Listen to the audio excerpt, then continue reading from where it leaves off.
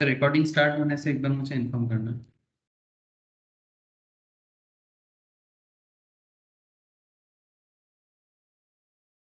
Morning Snehashish. Morning sir. Morning. Okay, start हो गया ना? रिकॉर्डिंग मैसेज गया सबको? ओके सर, तो चलो पीजीबीपी स्टार्ट करें, वापस कंटिन्यू करें। लास्ट क्लास जहां से छोड़े थे वहीं से स्टार्ट करते हैं। PGBP, profits and gains from business and professions, income tax. हाँ, तो इनकम टैक्स में पीजीबीपी एक बहुत ही इंपॉर्टेंट सेक्शन है, as you all know. Businessman, simple बात है, बिजनेसमैन बिजनेस करेगा, सरकार के घर में टैक्स देगा। लेकिन सर ये सिंपल बात इतना सिंपल रहता नहीं है। क्यों? क्योंकि बिजनेसमैन को भी अपना कुछ सुविधाएं चाहिए होता है, सरकार को जैसे पैसा चाहिए होता है। इनकम टैक्स जो देता है ना, जैसे जो बिजनेसमैन इनकम करके सरकार के घर में टैक्स जमा करते हैं, उन्हें भी कुछ सुविधा या बेनिफिट उन्हें भी चाहिए होता है। तो बेनिफिट का मतलब कुछ ऐसा है कि बिजनेसमैन को भी कुछ एडवांटेज प्रोवाइड करो, कुछ डिडक्शंस प्रोवाइड करो, कुछ अलाउ कुछ कुछ इनका एक्सपेंस को अलाउ करो उनको। ठीक है, ऐसा नहीं कि हर चीज में बस इनकम करो और टैक्स दे दो, क्योंकि इनकम करना इतना आसान चीज होता तो फिर लोग सिर्फ जॉब जॉब करके चिल्लाता नहीं है ना सर। क्योंकि बिजनेस करने में एक स्पेशल दम होना चाहिए सर, है ना। हर कोई इसलिए बिजनेसमैन नहीं बन पाते। रिस्क टेकिंग एबिलिटी होता है तब जाके आप बिजनेसमैन बन पाते हो, है ना। तभी जाके वो जॉब क्रिएट करता है, तब जाके एक एंटरप्रेन्योर क्रिएट होता है। It's not a simple thing. और एक एंटरप्रेन्योरशिप एबिलिटी में काफी रिस्क भी होता है, क्योंकि आप खर्चा करते हो, इन्वेस्टमेंट करते हो, है ना। डिफरेंट बिजनेस में आपका अलग अलग टाइप ऑफ खर्चा होता है। प्रिलिमिनरी खर्चा होता है, रिसर्च में खर्चा होता है ना। आपका एसेट का डिप्रिसिएशन होता है। तो ये सब चीज पे ध्यान रखना पड़ता है, तब जाके एक बिजनेसमैन अपना बिजनेस करके सरकार के घर में टैक्स जमा करता है। It's a very simple concept. But वही मैं बात कर रहा हूँ आपको कि सिंपल चीज इतना सिंपल होता तो फिर इतना झमेला कहाँ होता, है ना। तो इसलिए इनकम टैक्स डिपार्टमेंट हमारे लिए सेक्शंस को डेवलप किया, और फिर प्रोफेशनल्स को बोला, चार्टर्ड को बोला, कॉस्टिंग को बोला, सीएस वाले को बोला कि भाई आप इसको समझो, जानो, पहचानो, और फिर अपने क्लाइंट को, मतलब जो बिजनेसमैन आपका क्लाइंट बनने वाला है सर, उन्हें आप सजेस्ट करो कि भाई कैसे कैसे आप अपना टैक्स को ठीक ठाक करके कम कर सकते हो, मतलब रूल्स में रह के, है ना। इलीगल उपाय तो अपना नहीं सकते, रूल्स में रह के हम लोग टैक्स को कम जरूर कर सकते हैं। बट रूल्स तोड़ के टैक्स कम करना टैक्स का चोरी कहलाता है, तो वो तो नहीं कर सकते सर।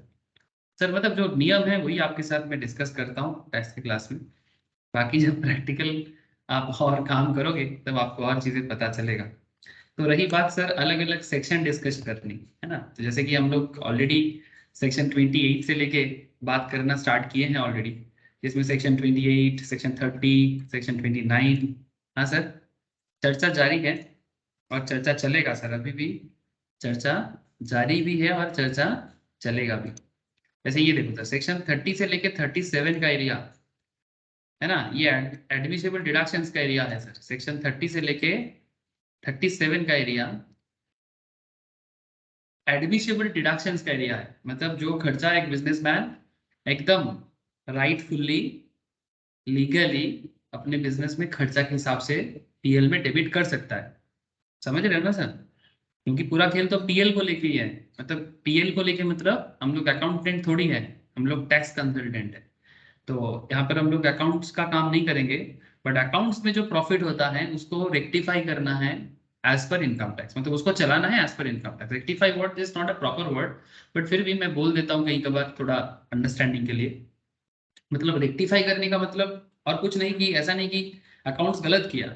अकाउंट्स अपने हिसाब से काफी कुछ किया है, कुछ गलत भी होता है, कुछ सही भी होता है, बट इनकम टैक्स डिपार्टमेंट बोलता है कि आप ऐसे करो, तो आपको प्रॉफिट को उस हिसाब से रेडी करना है, और फिर उसके ऊपर सरकार के घर में टैक्स जमा करना है।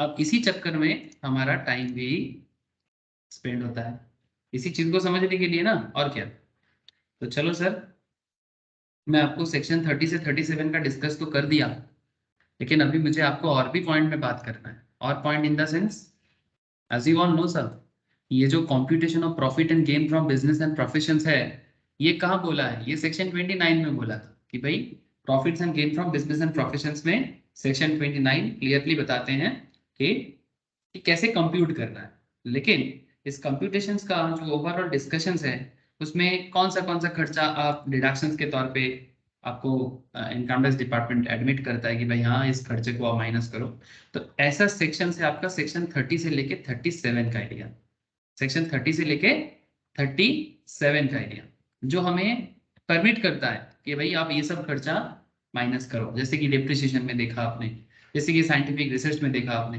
जैसे कि स्पेसिफाइड बिजनेस में देखा आपने, ठीक है, जैसे कि प्रिलिमिनरी एक्सपेंडिचर्स में देखा आपने, ठीक है, जैसे कल 37 का जो एरिया था जिसमें कॉर्पोरेट सोशल रिस्पॉन्सिबिलिटी का एक कॉन्सेप्ट था, ठीक है, तो ऐसा कुछ इंटरेस्टिंग एरिया था जहां पर हम लोगों ने एडमिसिबल डिडक्शंस के बारे में बात की, फिर हम लोग सर इनएडमिसिबल डिडक्शंस के बारे में भी बात करना चालू की, ठीक है।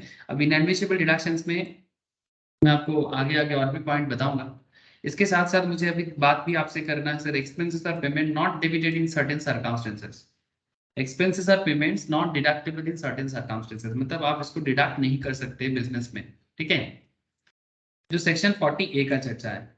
फिर मैं आपको profits chargeable to tax section 41 and फिर कुछ other provisions like 44AB 44AD 44AE, ठीक है, इंपॉर्टेंट है अदर प्रोविजंस में, ये जो मैं नाम लिया ना आपके साथ ये काफी इंपॉर्टेंट माना जाता है सर, ठीक है, तो उस पर भी चर्चा जारी रखेंगे। तो जैसे जैसे जैसे जैसे जैसे हम लोग देखते देखते पहुंच गए सर, ठीक है, 37 में हम लोगों ने कल एक इंटरेस्टिंग पढ़ा कि अगर कोई एक्सपेंडिचर रेवेन्यू एक्सपेंडिचर है तो हम उसे कर सकते हैं, ये अलग बात है, चलो एडवर्टाइजमेंट इन सोवेनियर और पॉलिटिकल पार्टी अलाउ नहीं करेगा आपको, ठीक है, तो ये सब देखना पड़ता है। फिर हम लोगों ने सर अमाउंट्स नॉट डिडक्टेबल में चले गए सर, अमाउंट्स नॉट डिडक्टेबल, जिसमें आपने सेक्शन 40 सबसेक्शन A क्लॉज 1, ठीक है, जिसमें आपने देखा ना बिना टीडीएस काटे हुए, बहुत इंपॉर्टेंट पॉइंट है, बहुत इंपॉर्टेंट पॉइंट है, बिना टीडीएस काटे हुए किसी फॉरेनर को या किसी नॉन रेसिडेंट को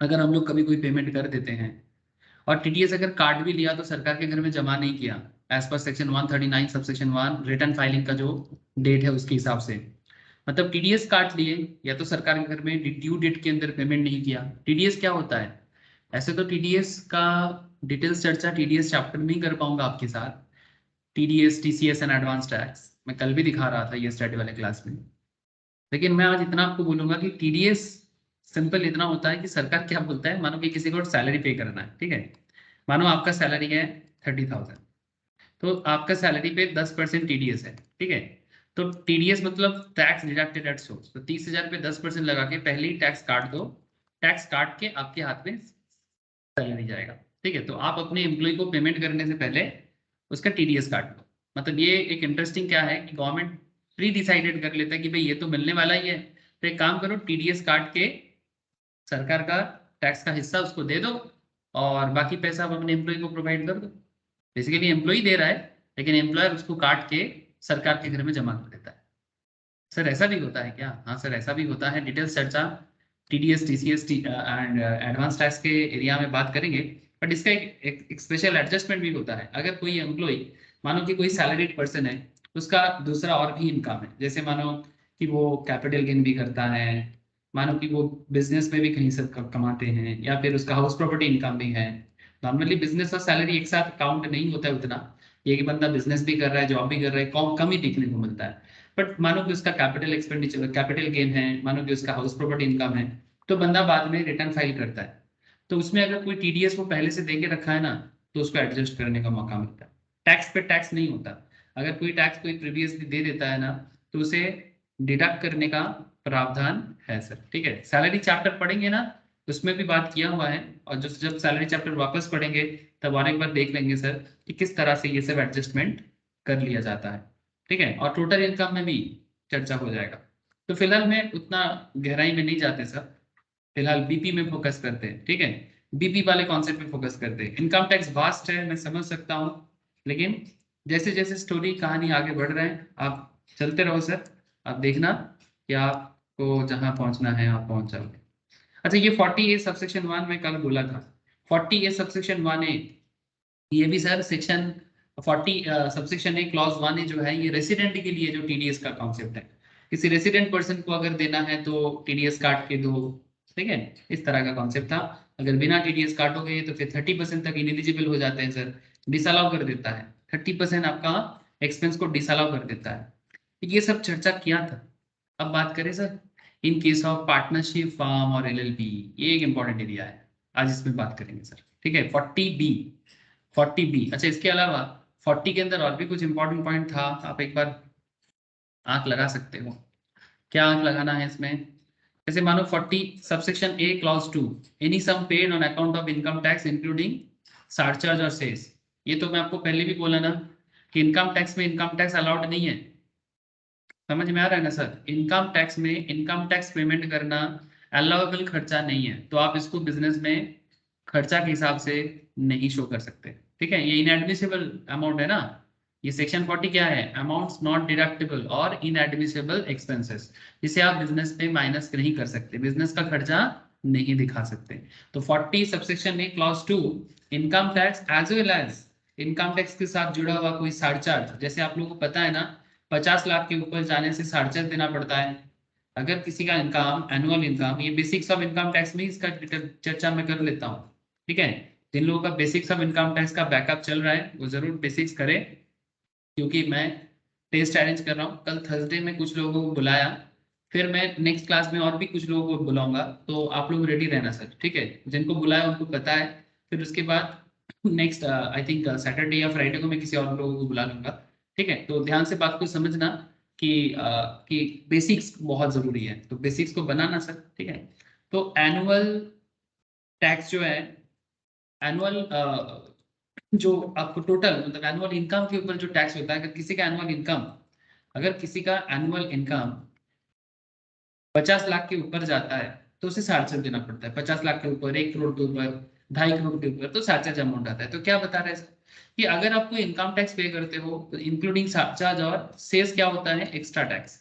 ठीक है, ये भी किसी किसी केस में एक्स्ट्रा करके लिया जाता है। सेस सब टैक्स ही है, टैक्स का कितना नाम, हाँ, टैक्स तेरा कितना नाम, सब एक ही चीज है। अब ये एक्स्ट्रा, ये वर्ड एक्स्ट्रा लोड नहीं डालना चाहिए सर, अल्टीमेटली टैक्स ही है, बट वो थोड़ा सार चार्ज मतलब चार्ज के ऊपर एक्स्ट्रा। ठीक है, सेस ये भी एक तरह का टैक्स ही हुआ। ठीक है, फिर आपका जैसे ड्यूटी भी बोला जाता है, जो जैसे एक्सपोर्ट इंपोर्ट के केस में, तो सब टैक्स का ही अलग अलग नाम है।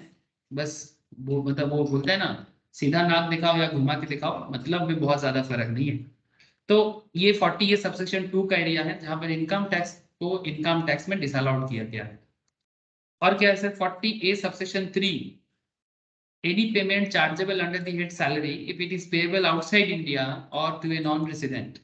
अगर किसी नॉन रेसिडेंट को हम सैलरी पे करते हैं या इंडिया के बाहर किसी को सैलरी पे करते हैं, if tax has not been paid thereon और नॉट डिडक्टेड देयर फ्रॉम। अगर सिंपल बात है, किसी को भी सैलरी पे कर रहे हैं और उसका टीडीएस नहीं काटा, बिना टीडीएस काटे हुए अगर कोई किसी को कोई पेमेंट कर देते हैं इंडिया के बाहर, तो वो भी डिसअलाउडेबल खर्चा माना जाएगा। मतलब पीजीपीपी में बिजनेस के इनकम के कैलकुलेशंस के टाइम पे उसको डिसअलाउ कर देगा। भले ही सैलरी किसी को पे करना बिजनेस के लिए एकदम जेन्युइन एक्सपेंस है, बिजनेस के लिए एक जेन्युइन एक्सपेंस है सैलरी पे करना, है ना, इसमें कोई दोहराई नहीं है। लेकिन क्योंकि आपने टीडीएस नहीं काटा या फिर टीडीएस काटे तो सरकार के घर में जमा नहीं किए, ठीक है, तो ये प्रॉब्लम आता है सर। ठीक है, 40A सबसेक्शन 3 इस पे बात करता है।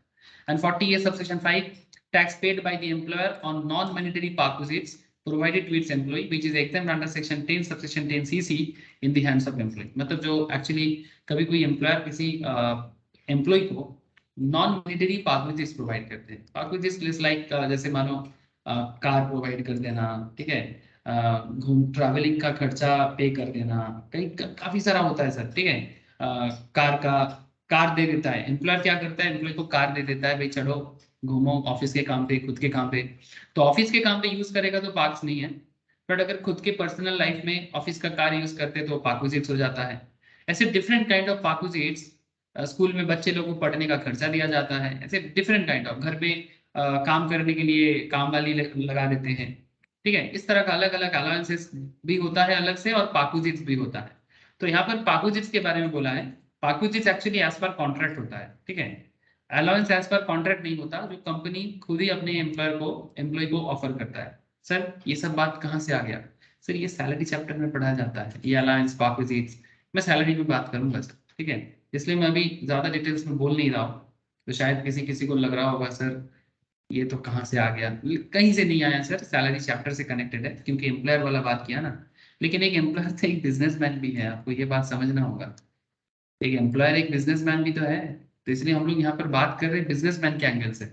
So tax paid by the employer on non-monetary perquisites provided to its employee, which is exempt under section 10, subsection 10 double C.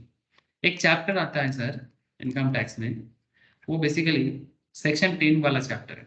इस चैप्टर का एक नाम है sir income which do not form part of total income. Income which do not form part of total income, मतलब समझते हो?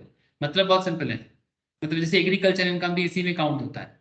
मतलब कुछ इनकम ऐसे हैं जिसको इनकम टैक्स का पार्ट नहीं माना जाता, जैसे सेक्शन 10 सबसेक्शन 10 सीसी भी उसी का एक पार्ट है। तो अगर कोई इनकम किसी पर्टिकुलर हेड में एग्जेम्प्टेड है तो उसे आपको यहाँ पर एक्सपेंस के हिसाब से शो करने का मौका नहीं मिलेगा, because already non monetary perquisites अगर एम्प्लॉय अपने हाथ में एग्जेम्प्ट कर लेता है तो एम्प्लॉयर को उसे बिजनेस में डिडक्शन करने का मौका नहीं मिलेगा। 40 सबसेक्शन ए क्लॉज 5 इस मैटर में बात करता है। तो ये कुछ एक्स्ट्रा पॉइंट्स था, एक बार आपको कान में दे दिया सर। हाँ, सुन लिया आपने, अच्छा हुआ। लेकिन अब थोड़ा इंपॉर्टेंट पॉइंट में और बढ़ते हैं सर। पार्टनरशिप फॉर्म और एलएलपी का concept, section 40 subsection B. Sir क्या बात करता है पार्टनरशिप बिजनेस, चलो देख लेते हैं ना। पार्टनरशिप बिजनेस में ये 40 सबसेक्शन बी का खेल थोड़ा सा समझना पड़ेगा, इंपॉर्टेंट है, इंटरेस्टिंग भी है। सर क्या इंपॉर्टेंट है और क्या इंटरेस्टिंग है, आप हर चीज को इंपॉर्टेंट बोलते हो। ऐसा कोई चीज आज तक नहीं सुने हम लोग कि जिससे आप इंपॉर्टेंट नहीं बोलते। मतलब या तो आप पागल हो या तो हम लोगों को पागल करते हो। सर क्या करें, सरकार ने बनाया आप लोगों को पागल बनाने के लिए। हाँ, दीवाना पागल बना के चला गया सर। ये रहो सर सेक्शन 40 बी, क्या कॉन्सेप्ट है, ध्यान से सुनना, फिर इसका क्वेश्चंस करेंगे तो पूरा क्लैरिटी हो जाएगा सर, ठीक है। Sir in the case of any firm accessible as such or a limited liability partnership, sir LLP और पार्टनरशिप फर्म में क्या फर्क है, नॉर्मल फर्म और एलएलपी में? एनीवन प्लीज टेल मी, एक नॉर्मल पार्टनरशिप में और एलएलपी में क्या फर्क है, कौन बता सकता है? ऐसे तो ये बिजनेस लॉ। हाँ बोलो बोलो। रजिस्टर करवाना पड़ता है, लेकिन फॉर्म को आप बाद में करवा सकते हैं या फिर मतलब उसमें कंपलसरी नहीं है, लेकिन एलएलपी में कंपलसरी है। अच्छा एक ऐसा ऐसा ये तो तू बेसिकली जैसे वो डिफरेंस बिटवीन एलएलपी और पार्टनरशिप पूछ लिया गया, ऐसा तू बोल रहा है, मैं एक कॉमन डिफरेंस पूछ रहा हूँ, मतलब जिससे कि एलएलपी और पार्टनरशिप इजीली समझ में आ जाए। मतलब लायबिलिटी लिमिटेड होता है और इसका लिमिटेड नहीं होता है पार्टनरशिप का। हाँ ये एक अच्छा पॉइंट बोला सर, ये पॉइंट बहुत ही अच्छा पॉइंट है सर। जैसे कि पार्टनरशिप जो चलता है ना, नॉर्मल पार्टनरशिप जो सेक्शन जो एक्चुअली पार्टनरशिप एक्ट 1932 के तहत चलता है, और एलएलपी जो चलता है ये एलएलपी एक्ट 2008 के तहत चलता है, ठीक है। तो ये भी पार्टनरशिप है और वो भी पार्टनरशिप, लेकिन जो नॉर्मल या जनरल पार्टनरशिप कॉन्सेप्ट है इसमें पार्टनर का लायबिलिटी अनलिमिटेड होता है, बट एलएलपी कंपनी जैसा फीलिंग लेता है, लिमिटेड लायबिलिटी कंपनी जैसे होता है ना, हम लोग जानते हैं ना सर सेपरेट लीगल एंटिटी में हम लोगों ने ये वाला पॉइंट पढ़ा था ना कि कंपनी जैसे सेपरेट लीगल एंटिटी कॉन्सेप्ट में चलता है, कंपनी लॉ का बेसिक्स है ना। जैसे मैं बिजनेस लॉ का जिन लोगों का सिलेबस है उनका मैं स्टार्ट करूंगा पार्ट एलएलपी, तो आपको पढ़ाऊंगा सर एलएलपी पार्टनरशिप दोनों पढ़ाऊंगा, ठीक है। तो उसमें मैं बात करूंगा अभी, जैसे आजकल बिजनेस लॉ में मैं सेवा बोर्ड्स पढ़ा रहा हूँ, सेवा बोर्ड्स के बाद मैं एलएलपी पार्टनरशिप यही सब पढ़ाऊंगा, तो तब आपको मैं फिर से बताने का मुझे डिटेल्स में मौका मिलेगा। पर ठीक है, फिलहाल इतना तो जान लो कि लिमिटेड लायबिलिटी कंपनी में क्या होता है कि पार्ट कंपनी का लायबिलिटी, द मेंबर्स की लायबिलिटी लिमिटेड है। कंपनी का मार्केट में जितना भी लायबिलिटी रहे, कंपनी का लायबिलिटी कंपनी का है, मेंबर्स का लायबिलिटी मेंबर्स तक लिमिटेड है। जितने का उसने वादा किया उतना ही, मतलब जितना शेयर का उसने वादा किया उतना ही उसको देना पड़ेगा अगर जरूरत पड़े तो एलएलपी भी कुछ इस तरह का जो लिमिटेड लायबिलिटी कंपनी वाला फीचर्स भी इसमें आ जाता है, मतलब पार्टनर्स अगर पार्टनरशिप बिजनेस मार्केट से लोन लिया और बिजनेस लोन रिपे नहीं कर पा रहा है, तो हर एक पार्टनर सिर्फ उतने अमाउंट के लिए लायबल रहेगा ठीक जितने के लिए उसने स्टार्टिंग में वादा किया था या कंपनी के साथ उनका जो डील हुआ था। एक्स्ट्रा पैसा के लिए वो लायबल नहीं रहेगा, मतलब उसका पर्सनल प्रॉपर्टी कभी भी दाव पे नहीं लगेगा।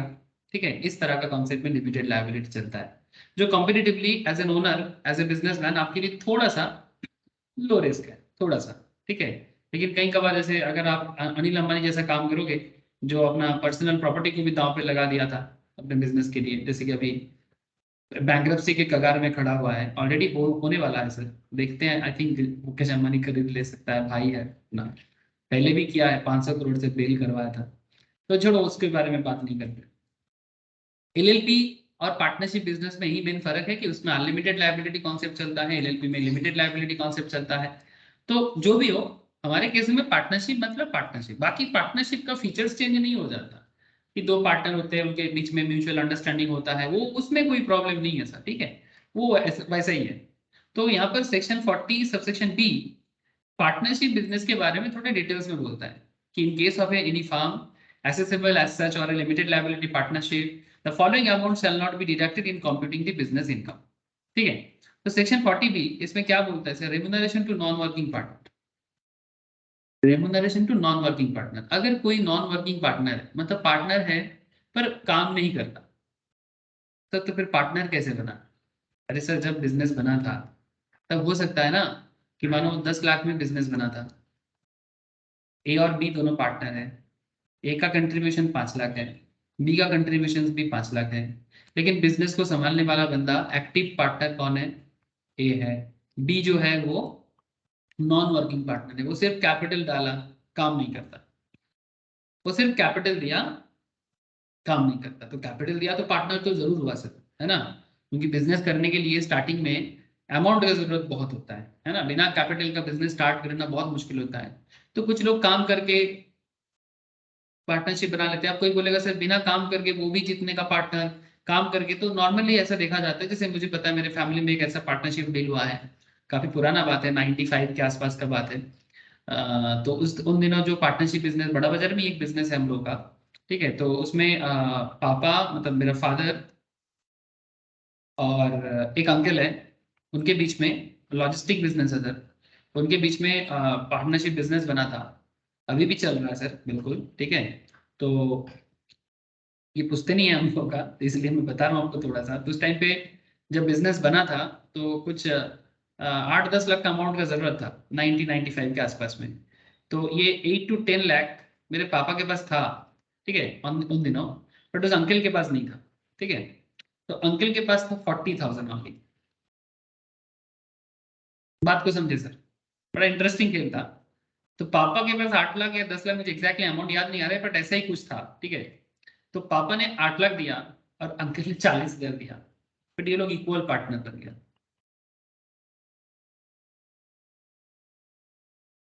मतलब बिजनेस में जितना प्रॉफिट भी क्रिएट होता है वो 50-50 रेशियो में पार्ट हुआ। सर ये क्या आपको ठीक लग रहा है? सर हो सकता है, कोई प्रॉब्लम नहीं है, पार्टनरशिप बिजनेस इस तरह का डील कर सकता है।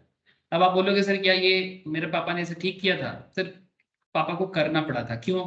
क्योंकि जो पर्टिकुलर बिजनेस में ये लोग न्यू पार्टनरशिप बना रहा था, न्यू बिजनेस के लिए, उसमें मेरे फादर को ना उतना नॉलेज नहीं था।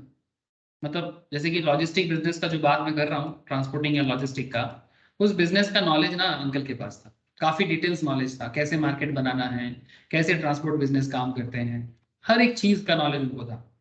तो अंकल अपना नॉलेज का दाम ले लिया बेसिकली, और उनके पास सच में कैपिटल नहीं था, वो हम लोगों को पता है। आज बात अलग हो गया, मतलब आज वो भी काफी रिच हो चुके हैं as per the situation, but that's a different part. But point is that वो अपने दिमाग से बिजनेस को हेल्प किया और अपना छोटा सा कंट्रीब्यूशन दिया। बट फादर ने कंट्रीब्यूशन तो अच्छा खासा दिया, बट उतना नॉलेज नहीं दे पाया उन दिनों। ठीक है, और बाद में फादर जो है वो एक्टिव पार्टनर नहीं रहा। ठीक है, तो अंकिल जो है काफी एक्टिव रहा। ठीक है, तो ऐसे सिचुएशन देखने को मिलता है, ऐसा सिचुएशन देखने को मिलता है, और बिजनेस 50-50 रेशियो में भी डिस्ट्रीब्यूट किया जा सकता है। ठीक है sir, so it's just a example था आपको, कि आपको समझाने के लिए कैसे होता है। So remuneration to non-working partner any salary, bonus, commission, remuneration, by whatever name called, to any partner who is not a working partner. In the following discussion, the term remuneration is applied to denote payments in the nature of salary, bonus, commissions. यहाँ पर remunerations का मतलब है किसी partner को salary पे करना, bonus पे करना, कमीशन पे करना, ये सभी चीजें रेम्यूनरेशंस के अंदर काउंट होता है। तो सवाल ये उठता है कि ये जो भी पेमेंट होता है, ये सारा पेमेंट इनएडमिसिबल केसेस में आ जाएगा कि भाई आप इसको खर्चा के हिसाब से शो नहीं कर सकते। ठीक है, मैं आपको आगे बताता हूँ। ठीक है, इन केस ऑफ पार्टनरशिप फॉर्म्स और एलएलपी, तो ये सारा केस क्या चल रहा है, 40B 40 subsection B clause 1 clause 2 clause 3 आगे आगे बता दें सर। ठीक है, कि किस तरह से पार्टनरशिप बिजनेस अलग अलग खर्चा करता है, बट सारा खर्चा एडमिसिबल एक्सपेंस के लिए बिजनेस में शो नहीं किया जाता। Remuneration to working partner not authorised by deed, remuneration to a working partner not authorized by deed, any remunerations paid to the working partner मतलब नॉन वर्किंग नहीं। ठीक है, मानो mister A and mister B दोनों working partner, but उनको कुछ ऐसा payment किया जा रहा है जो एज पर डीड नहीं है, क्योंकि पार्टनरशिप तो एक डीड के थ्रू से बनता है ना सर। पार्टनरशिप डीड पे बनता है, मतलब डीड को क्या बोलते हैं, deed is like negotiable instrument. ठीक है, मतलब इसको हम लोग एक मतलब क्या बोलेंगे, जैसे पार्टनरशिप का जो एग्रीमेंट बनता है, ठीक है, तो वो नेगोशिएट होता है और उसमें एक इंस्ट्रूमेंट के थ्रू से डीड को यूज किया जाता है। ठीक है, it's a deed, deed is a instrument. ठीक है, इंस्ट्रूमेंट के थ्रू से डीड होता है, जैसे कि वो क्या बोलेंगे उसको, कॉन्ट्रैक्ट पेपर होता है ना, उस तरह का डीड पेपर बोलते हैं। तो any remuneration paid to the working partner or interest to any partner which is not authorized by or which is inconsistent with the terms of the partnership deed, मतलब मिस्टर ए और mister B मानो दोनों partner है, लेकिन दोनों के बीच में ऐसा कुछ रेम्यूनरेशंस पार्टनरशिप बिजनेस किसी को दे रहा है जो एज पर डीड नहीं है। मतलब डीड ने कहा होगा कि सैलरी मिस्टर ए को सैलरी नहीं जाएगा, बट फिर भी सैलरी पे हो रहा है। मतलब पार्टनरशिप डीड जो बना था उसमें बोला हुआ था कि मिस्टर ए को सैलरी नहीं जाएगा, बट मिस्टर ए को सैलरी जा रहा है, तो एज पर डीड नहीं हुआ ना। तो जो डीड में ऑथराइज नहीं हुआ है, तो फिर अगर आपको करना ही है तो फिर डीड के थ्रू से करो, आप डीड को चेंज करो, लीगल लॉयर को बुलाओ, डीड को चेंज करो, डीड को चेंज करके फिर करो तो कोई दिक्कत नहीं। लेकिन जो डीड में बोला नहीं, आप उसको अपना खर्चा नहीं दिखा सकते। मतलब जब जरूरत पड़ा कि मैंने सैलरी, ऐसे क्यों बोला ऐसा, कुछ लोग ना कई बार अपने टैक्स वगैरह को कम करने के लिए ना, देखिए सैलरी विथड्रॉल करके दिखा देते हैं। ठीक है, अकाउंट्स में सैलरी विथड्रॉल, ठीक है भाई, सैलरी विथड्रॉल किया बहुत अच्छा, लेकिन पार्टनरशिप डीड दिखाओ। अब पार्टनरशिप डीड जब बाहर निकला तब देखा जा रहा है कि पार्टनरशिप डीड में कि सैलरी के बारे में कोई प्रॉपर मसला नहीं है उसके अंदर। तो जो सैलरी आप एज ऑथराइज नहीं किए, वो सैलरी आप कैसे उठा सकते हैं? और अचानक से जब आप प्रॉब्लम में पड़े, आप सैलरी को अपना खर्चा दिखा दोगे। आप खर्चा दिखा सकते हो, प्रॉब्लम नहीं है, पर इनकम टैक्स डिपार्टमेंट उसको इनएडमिसिबल डिडक्शंस में काउंट कर देगा। So any remunerations paid to the working partner or interest to any partner which is not authorized by or which is inconsistent with the terms of the partnership deed, वो भी disallowed में आ जाएगा। ठीक है, remunerations to working partner or interest to a partner authorized by deed but relates to an earlier period, पुराना period का है। It is possible, मतलब बिजनेस को समझो, it is possible that the current partnership deed may authorize payment of remunerations to any working partner or interest to any partner for a period which is prior to the date of the current partnership deed। पुराना date का बात है, अभी का नहीं है, current partnership deed का नहीं है, so old concept। The approval by the current partnership deed might have been necessitated due to the fact that such payment was not authorized by or was inconsistent with the earlier partnership deed। मतलब पुराना deed और recent deed में फर्क हुआ है। ठीक है, तो सच पेमेंट ऑफ रेम्यूनरेशंस और interest will also be disallowed. मतलब मानो 5 साल छोड़ छोड़ के डीड को कोई चेंज हुआ है, मानो 2000 से 2010 साल तक एक डीड चला था। ठीक है, 2000 से 2010 तक एक डीड चला था, फिर उस डीड में कुछ पुराना कॉन्सेप्ट के हिसाब से पार्टनर के बीच में रेम्यूनरेशंस प्रोवाइड होता था, लेकिन 2010 के बाद से 2020 के बीच में जो डीड चला है उसमें जो चेंजेस आया है ना, वो पुराना डीड के साथ कंसिस्टेंट नहीं हो रहा है, इनकॉन्सिस्टेंट हो जा रहा है। जो चेंज करना चाहिए था न्यू डीड के अंदर, बट आपने दिया नहीं, तो जो आपने करंट डीड में दिया नहीं, आप बोल रहे कि ये पुराना डीड के हिसाब से है। बहुत अच्छा, आपके हिसाब से ठीक है, बट इनकम टैक्स बोलता है कि इस तरह का रेम्यूनरेशन और इंटरेस्ट जो भी आप प्रोवाइड कर रहे हो ये हम लोग एक्सपेंस के तौर पे अलाउड नहीं करेंगे। समझ में आ रहा है सर? স্যার बोलो सर। এই পার্টনারশিপে কি ডিড হওয়াটা compulsory? Not compulsory, not compulsory. Seriously sir, partnership deed बनना कंपल्सरी नहीं है।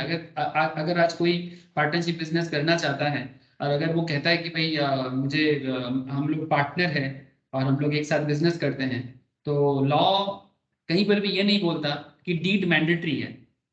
लेकिन एक प्रॉब्लम है सर, अगर कभी कुछ डिस्प्यूट क्रिएट होता है, आप प्रूव कैसे करोगे?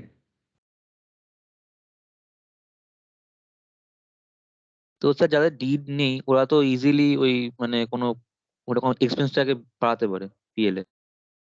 जिनका डीड नहीं है, डीड नहीं है तो फिर प्रूफ नहीं कर पाएगा। बिना डीड का पार्टनरशिप बिजनेस मतलब लॉ एकदम क्लियर कर देखो सर, आप अगर खर्चा दिखा रहे हो तो विदाउट डीड अगर आप खर्चा दिखाओगे तो उसका वो बेसलेस डी वो खर्चा हो जाएगा ना। তারা কি ডিসঅ্যালাউড করে দেবে? एकदम एकदम करते हैं। और एक चीज क्या है ना, छोटा मोटा केस में, छोटा मोटा केस का अलग बात होता है। मतलब एक बिजनेस मतलब मानो कि आप लोग एकदम इनिशियल स्टेज में हो, 3 फ्रेंड मिलके सोचा कि पार्टनरशिप बिजनेस करते हैं, ठीक है। जरूरी नहीं कि स्टार्ट करते मतलब इनिशियल स्टेज में पार्टनरशिप स्टार्ट कर रहे हो तो एकदम डीड वीड बना के स्टार्ट करो, जरूरी नहीं, ठीक है। बट कल जाके जब आपका बिजनेस इकोनॉमिकली काफी वैल्यू जनरेट करता है, कल जाके जब आपका बिजनेस इकोनॉमिकली वैल्यू जनरेट करता है, तब आप डीड बनाओगे, बिल्कुल बनाओगे। और बिना, क्योंकि तब आप टैक्स पे करोगे। स्टार्टिंग में कौन टैक्स पे करता है? लेकिन इसलिए बोलता है कि पार्टनरशिप करने के लिए डीड बनाना मैंडेटरी नहीं है। ऐसे तो लॉ कहीं पर भी नहीं बोला कि कॉन्ट्रैक्ट करने के लिए एग्रीमेंट होना मतलब नेगोशिएबल इंस्ट्रूमेंट के थ्रू से, सॉरी गलत बोल रहा हूँ, मतलब ओरल कॉन्ट्रैक्ट भी वैलिड माना गया। As per law oral contract है ऑल्सो वैलिड। मतलब अगर कोई किसी को मुंह में कुछ बोलता है, ठीक है, बाई वर्ड ऑफ माउथ, ठीक है, कि भाई हाँ मैं वादा निभाऊंगा, ठीक है, तो ये भी वैलिड माना जाता है। लेकिन बात वही है, जब डिस्प्यूट क्रिएट होगा प्रूफ कैसे करोगे, तब रिटन डॉक्यूमेंट्स का जरूरत पड़ता है। और पार्टनरशिप बिजनेस में भी ऐसा ही है। तो नॉर्मल केस में देखो, छोटा मोटा केस स्टार्टिंग लेवल में जरूरत नहीं है। बट जैसे जैसे बिजनेस में कॉम्प्लेक्सिटीज आता है, इकोनॉमिक वैल्यू जनरेट होता है, पैसा बनता है, चुपचाप कर लो भाई, नहीं तो कोई क्लेम आपका वैलिड नहीं बचेगा। তো স্টার্টিং এ ট্যাক্স পে করতে হয় না কেন? মানে ইনকাম খুব একটা হয় না বলে? ऑब्वियसली स्टार्टिंग में कौन, जब तक टैक्स पे करने के लिए इनकम होना जरूरी है ना, तो स्टार्टिंग में कौन इनकम इतना होता है? बिजनेस चालू होगा, कमाओगे, तब ना जाके, तो कम से कम पहला 2-3 साल तक तो चलता है ऐसा, तब না टैक्स के बारे में। এটা হয়, কিন্তু हाँ। ধরুন নর্মালি বলছি, ধরুন কোন একটা সোল প্রোপ্রাইটারশিপ কোনো বিজনেস ছিল, সেটা हम्म, মানে একটা ভালো রানিং বিজনেস ছিল সোল প্রোপ্রাইটারশিপ, সেটা हम्म, কয়েকদিন পরে পার্টনারশিপ বিজনেস হয়ে গেছে, তখন তো মানে তো প্রফিট তো তখন ভালোই কামাচ্ছে তখন ওই টাইমটাতে। মানে আপনি এটা বলছেন এটা নর্মাল কেস, কিন্তু हम কখনো अभी কখনো তো हाँ, अभी नॉर्मल केस ऑब्वियसली। हाँ देख, अगर कोई सोल प्रोप्राइटरशिप था फिर वो बाद में पार्टनरशिप में बदल गया है, तब सिनारियो बदल जाएगा, बिजनेस का कैरेक्टर बदल गया, वो अलग बात। लेकिन अगर तुम्हारा बिजनेस पुराना है तो तब तो सारा टैक्स वगैरह होना ही चाहिए, वो डिफरेंट सिचुएशन है। बट ये जनरल, तुमने मुझे पूछा कि एज पर लॉ जरूरी है कि नहीं, तो नॉर्मली जरूरी नहीं है। लेकिन बिना बिना डीड का आप कुछ काम कर नहीं सकते। मतलब ये सब तो लीगल मैटर है ना, तुम खर्चा दिखाओगे तो फिर वो खर्चा वैलिड होगा कि नहीं होगा, ये सब तो मैटर बन जा रहा है ना। तो जब ये मैटर सामने आ जाएगा तो आपको सारा चीज एकदम पेपर क्लियर रखना पड़ेगा, मतलब प्रूफ देना पड़ेगा। क्योंकि इनका जब जब भी आपको असेसमेंट ऑफिसर, असेसिंग ऑफिसर जब भी आपको पूछेगा, आपको हर चीज का सवाल का जवाब देना पड़ेगा, प्रूफ भी देना पड़ेगा। और अगर आप प्रूफ नहीं दे पाओगे तो फिर आपको आप मुश्किल में पड़ोगे, सिंपल बात। Okay, so the next, by virtue of further restriction conditions such remunerations paid to the working partner will be allowed as deduction to the firm from the date of such partnership deed and not for any period thereto। मतलब अगर deed बोलता है, ठीक है, authorise करता है, तो फिर उसको अलाउ किया जा सकता है। लेकिन जब से वो ऑथराइज करेगा तभी से वो अलाउ होगा, उससे पहले वाला टाइम के लिए नहीं होगा। एग्जाम्पल के तौर पे एक एग्जाम्पल है, यहाँ पर आप देख सकते हो। If a firm incorporate the clause relating to payment of remunerations, ठीक है, क्लॉज को इनकॉर्पोरेट किया मतलब बिजनेस में लागू किया, to the working partners by executing an appropriate deed. एक डीड भी बनाया, पार्टनरशिप डीड देखा आप लोगों ने कभी? जैसे रेंट एग्रीमेंट वगैरह होता है, ऐसे ही पार्टनरशिप डीड भी होता है। सब लीगल बातें हैं। हम इनका पार्टनर बने, इतने प्रॉफिट का पार्टनर बने, और क्या। चेक करना ये सब बीच बीच में, इसका फॉर्मेट वगैरह, ड्राफ्टिंग कैसे होता है, ठीक है। ऐसे ही जुडिशियल स्टैम्प में डीड ऑफ पार्टनरशिप दिख रहा है ना।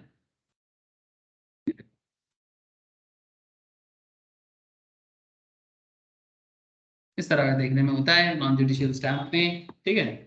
फिर कोर्ट में जो भी लॉयर होते हैं वो पूरा देखते हैं, इसको ड्राफ्ट करते हैं, फिर उस पर साइन होता है, फिर सरकार के घर में स्टैम्प ड्यूटी जमा करना पड़ता है, तो ये लीगल हो जाता है। जैसे ये तमिलनाडु का है, जस्ट मैं दिखाया आपको, और कुछ नहीं। नॉर्मल किसी भी एग्रीमेंट ऐसे ही देखने में होता है, बस डिपेंड करता है कि क्या एग्रीमेंट है क्या है नहीं है।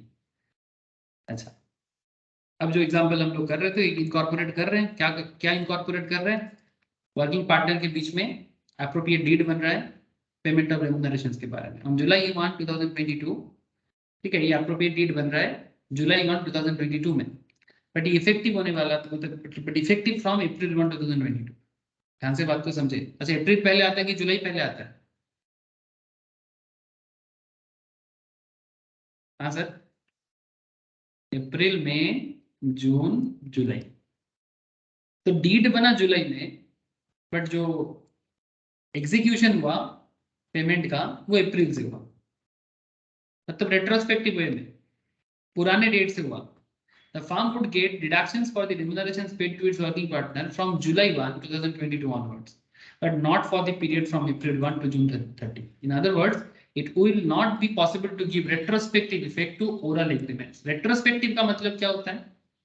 Retrospective का मतलब होता है कि current date में कोई change कर रहे हो आप, current date में कोई change कर रहे हो आप, पर जिसका effect आप old date से दिखाना चाहते हो, उसे कहते हैं रेट्रोस्पेक्टिव इफेक्ट। जैसे क्या बोला यहाँ पर, it will not be possible to give retrospective effect to oral agreements entered into such remunerations prior to putting the same in a written partnership deed. Yes sir, बोलो।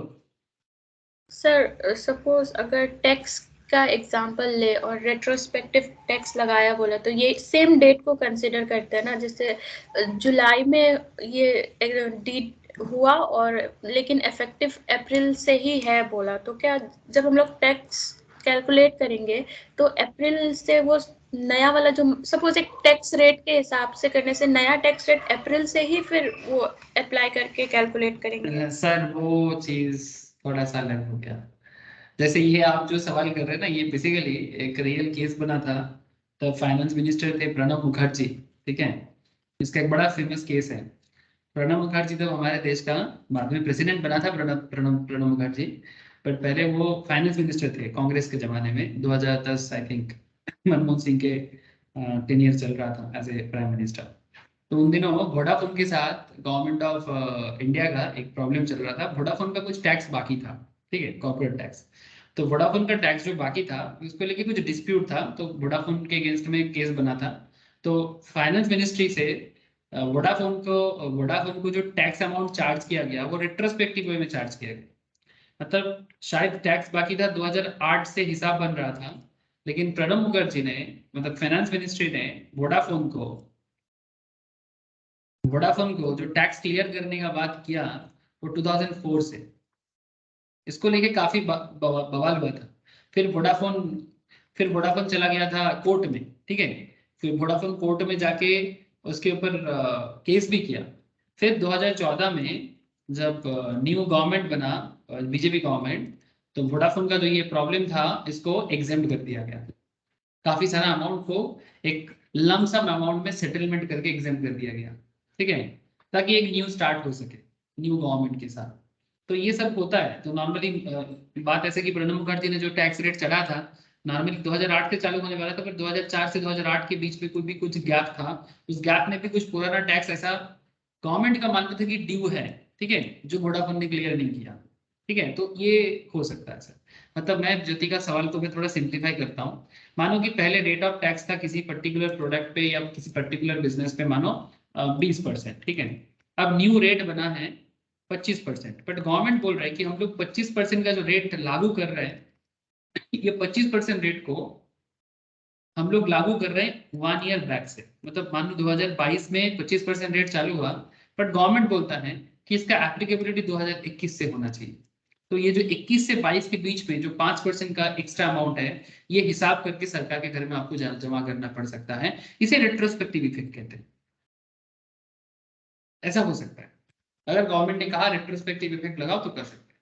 बट यहाँ पर हम लोग क्या बात कर रहे हैं, यहाँ हम लोग बात कर रहे हैं कि किसी पर्टिकुलर खर्चा को एडमिट किया जाएगा कि नहीं किया जाएगा। जैसे कि वर्किंग पार्टनर का जो रेम्यूनरेशन है, पहले डीड में नहीं था, बाद में डीड में आया, ठीक है, पहले डीड में नहीं था, बाद में डीड में आया। तो जब डीड बना जुलाई 1 में, लेकिन इससे पहले उसको इफेक्ट कर दिया गया अप्रैल 1 से, तो अप्रैल 1 से जो इफेक्ट हुआ था उसको क्या बोलेंगे, ओरल एग्रीमेंट्स। हेलो, अप्रैल 1 2022 में जो पार्टनर्स के बीच में एग्रीमेंट बना उसको क्या बोलेंगे, ओरल एग्रीमेंट्स। लेकिन इसका डीड कब बना, जुलाई 1। तो लॉ कहता है, टैक्स लॉ क्या कहता है कि deductions for the remunerations paid to its working partner from July 1 2022 onwards, but not for the period from April 1। जब से आपका डीड है तभी से हम लोग इसको अपना खर्चा मानेंगे। तो अप्रैल से जुलाई के बीच में क्योंकि कोई डीड नहीं है, it's just an oral agreement, इसे हम लोग नहीं मानेंगे। मतलब ना तो रेट्रोस्पेक्टिव इफेक्ट दे सकते हैं और ना ही ओरल एग्रीमेंट को वैलिड मान सकते हैं।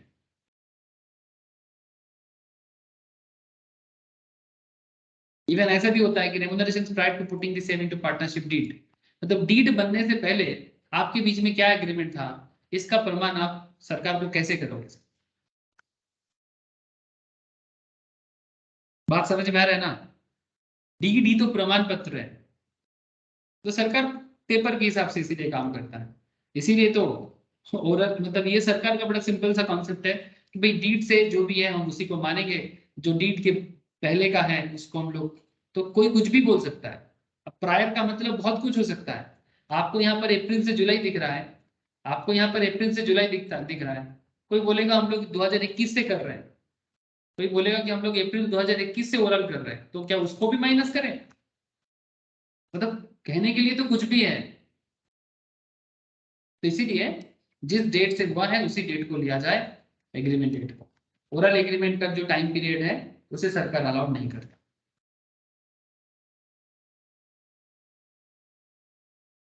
समझ में आया सर बात, बोलो।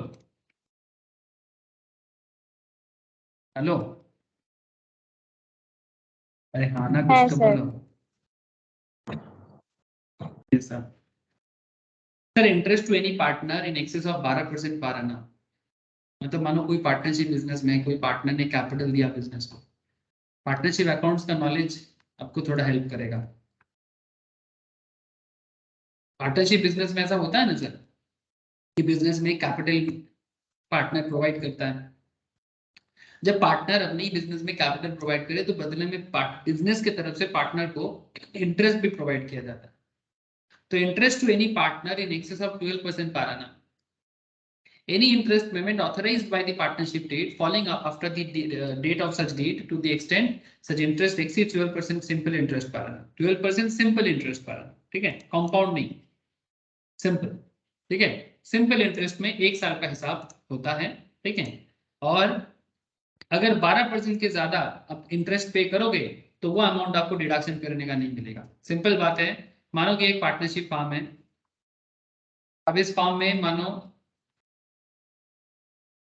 विश्वजीत और किसको ले, विश्वजीत है और शुभजीत को ले लेता हूँ। विश्वजीत और शुभजीत दोनों जीत पार्टनर है, ठीक है, विश्वजीत एंड शुभजीत। अब मानो विश्वजीत ने फार्म को 1 लाख दिया कैपिटल के तौर पे, बदले में फार्म बोल रहे हैं कि विश्वजीत को ही अपने ही पार्टनर को इंटरेस्ट प्रोवाइड करेगा और बोल रहे हैं कि 13%। 1 लाख का 13% सिंपल इंटरेस्ट में 13,000 दिख रहा है सर, लेकिन आपको अलाउड नहीं करेगा 13,000।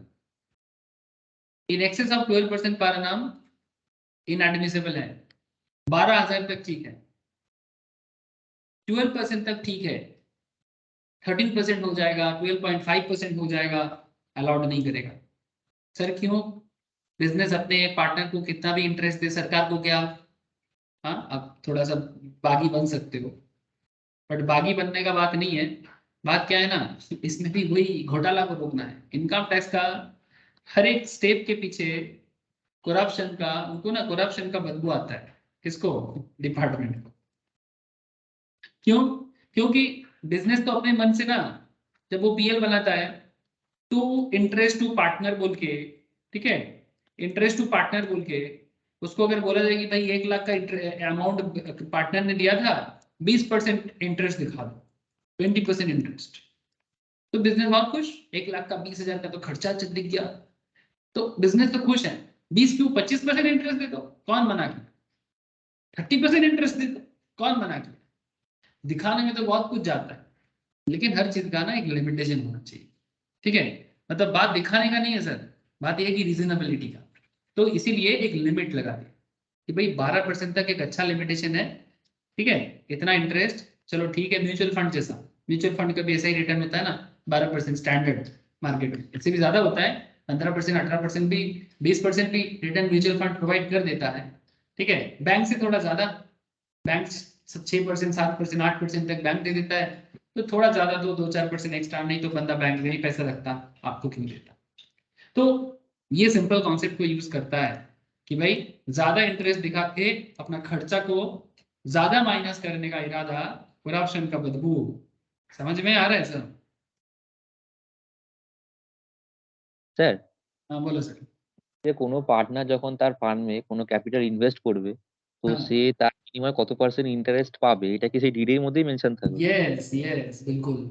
এটা ভার্বালি বললে কিছু হবে না। नहीं,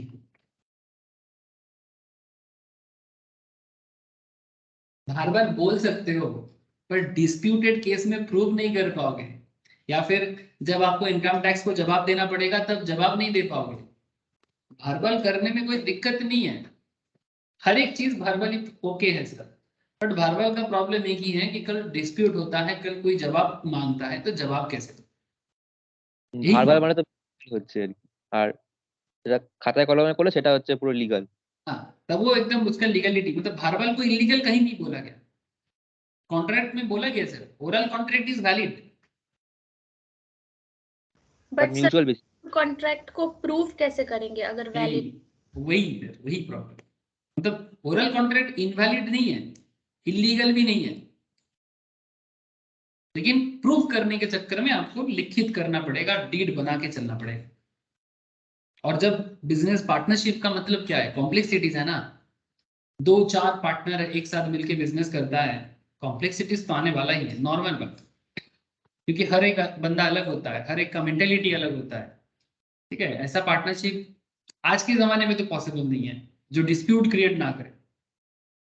एक कहा जाता है सर बंगाली में, हिंदी में भी बोलते हैं, बोलते हैं कि वो राम भी नहीं है और वो राम राज्य भी नहीं है। इसलिए बोलते हैं क्योंकि राम के जमाने में इंसान काफी ऑनेस्ट हुआ करता था और न्याय का पालन भी करने वाला लोग बहुत था कंपेरेटिवली, मतलब 90% लोग न्याय का पालन करता था, 10% लोग शायद अन्याय करता था, और उसका भी अन्याय अगर कोई करता था तो उसे सजा भी मिलता था उसी के हिसाब से, ठीक है। तभी तो राम जी ने सिर्फ अपने पापा के कहने पे, माँ के कहने पे वनवास भी स्वीकार, मतलब मान लिया था, मतलब ये बहुत बड़ा एक्सेप्टेंस का मैटर है, समझने लायक मैटर है। बट आज के जमाने में ये बात नहीं है सर ना, आजकल तो कोई अपना किसी का बात नहीं सुनेगा, ठीक है। हम क्यों माने, हम तुम्हारा खाते हैं क्या, मतलब लोगों का ऐसा मेंटेलिटी है, हम पैसा देते हैं, मतलब आजकल लोग ऐसे ही सोचते हैं, ठीक है। तो सोच जब इतना कॉम्प्लेक्स हो तो डिस्प्यूट होना तो नॉर्मल है ना। सोच हमारा सोसाइटी में सोच बहुत कॉम्प्लेक्स हो चुका है, और जितना समय जा रहा है और कॉम्प्लेक्स हो रहा है, कोई किसी पे भरोसा नहीं करता, भरोसा बोल के चीज ही नहीं है। तो भरोसा नाम का चीज नहीं है, तो सोचो कि डीड बिना अगर कोई काम करेगा तो क्या हालत होगा उसका। छोड़ो सर, अब क्या करें ये सब बात करके। Remunerations to a working partner in excess of prescribed limits. Any remunerations paid to a working partner authorized by a partnership deed and falling after the date of the deed in excess of the following limits. एक book profit का matter है और एक quantum of deductions का matter है। मतलब अगर आप एक्सेसिव रेम्युनरेशंस वर्किंग पार्टनर को दे देते हो जो लिमिट से बाहर है, अब रेम्युनरेशन देने में भी प्रॉब्लम नहीं है, बट वही फिर सरकार को धोखा हो जाएगा ना। सरकार अपना धोखा बचाना चाहता है। सरकार ये नहीं चाहता कि कोई हमें डिच करे। डिच करे मतलब क्या? सरकार आपका टैक्स के लिए, टैक्स की तरफ आंख फाड़ फाड़ के देखता रहता है कि भाई आओ मुझे टैक्स दो, आओ मुझे टैक्स दो, और आप क्या हर चीज को खर्चा बढ़ा बढ़ा के अपना टैक्स को कम करने में जुटे हुए हो, है ना। ये तो हर एक इंसान का एक इरादा है। तो टैक्स लॉ टफ क्यों हो जाता है? समझो, टैक्स लॉ टफ क्यों हो जाता है? अब सरकार को टैक्स को टफ करना पड़ेगा, क्योंकि लोगों का मेंटेलिटी क्या है, वो बस ढूंढता रहता है कि कहाँ क्या गलती है, कहाँ क्या गलती है। अब गलती ढूंढेगा और उसका फायदा करेगा। तो इसलिए टैक्स लॉ को टफ कर दिया जाता है। अब देखो यहाँ पर एक टफनेस क्या किया गया कि अगर आप प्रिस्क्राइब लिमिट के ऊपर रेम्युनरेशंस प्रोवाइड कर देते हो, ठीक है, तो फिर आपको किस तरह से रेस्ट्रिक्शन लगा जाता है। तो बुक प्रॉफिट जो बिजनेस प्रॉफिट करेगा ना, बिजनेस का अकाउंटिंग जो अकाउंट्स बना के जो प्रॉफिट का हिसाब किताब है, on the first 3 lakh of book profit और इन केस ऑफ लॉस, अगर 3 लाख का बुक प्रॉफिट है या फिर बिजनेस लॉस में है, या तो बिजनेस फर्स्ट 3 लाख के प्रॉफिट में है या तो बिजनेस लॉस में है, ऐसे केसेस में आप कितना डिडक्शंस वर्किंग पार्टनर के रेम्युनरेशंस पे लगा सकते हो? या तो मैक्स टू मैक्स 1.5 लाख, या फिर 90% ऑफ द बुक प्रॉफिट, मतलब 3 लाख का 90% जितना होता है, इसमें से जो हायर होगा उतना अमाउंट ऑफ डिडक्शन के तौर पे मैक्स टू मैक्स दिखा सकते हो। First 3 lakh of book profit और 1.5 lakh, whichever is higher. मैं इसका क्वेश्चन कराऊंगा ना, अभी क्लियर हो जाएगा। और on the balance book profit, 3 lakh के बाद जो भी प्रॉफिट रहेगा उसका 60% ऑफ द बुक प्रॉफिट, इतना मैक्सिमम आप remuneration to working partner in excess of prescribe limit तक आपको अलाउड करेगा। अब ये कैसे है मैं आपको समझाता हूं, बट उससे पहले बुक प्रॉफिट क्या है इसके बारे में थोड़ा जानकारी ले लो। The net profit as shown in PL for the relevant previous year computed in accordance with the provisions for computing income from profits and gains के ऊपर जो profit काउंट किया जाता है, the above amount should be increased by the remunerations paid or payable to all the partners of the firm if the same has been deducted while computing the net profit। मतलब समझे बात को, net profit और book profit के बीच में फर्क क्या होगा?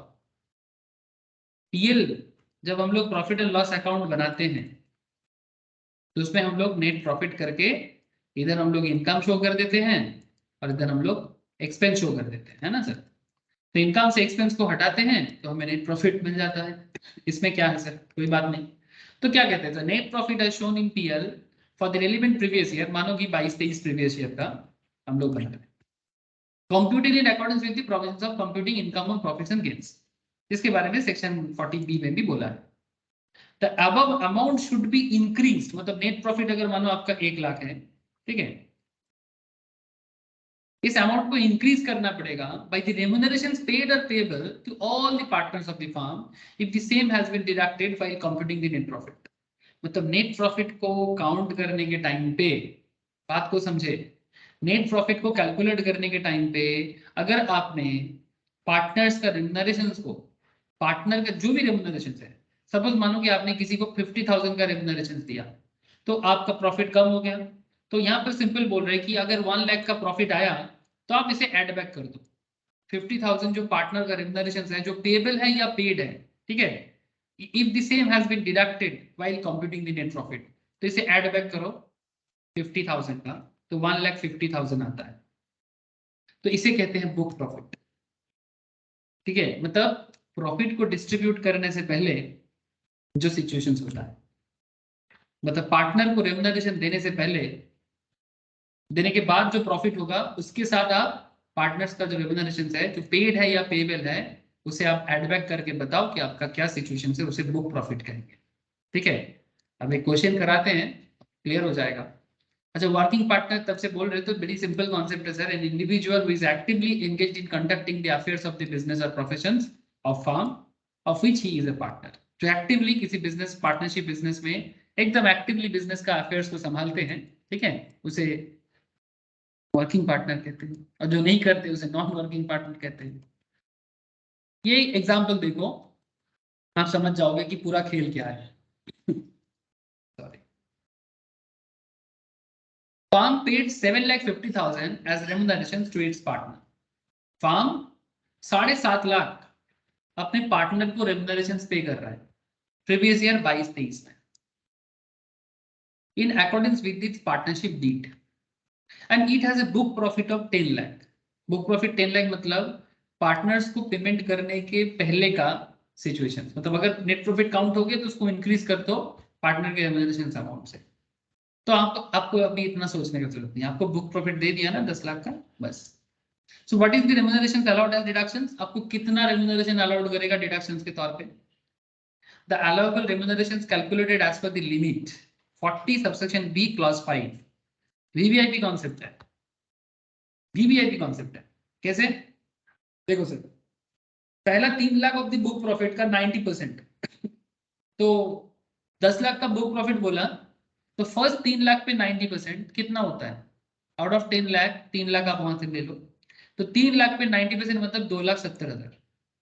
सर 10 लाख में से 3 लाख तो फर्स्ट 3 लाख है, बचा कितना, बैलेंस कितना रहा। हेलो 10 लाख से 10 में से 3 चला गया तो बचा कितना, 7। अब ये 7 बैलेंस में 60% अमाउंट काउंट होता है, तो 7 लाख का 60% कितना बोलो, 7 लाख का 60% कितना,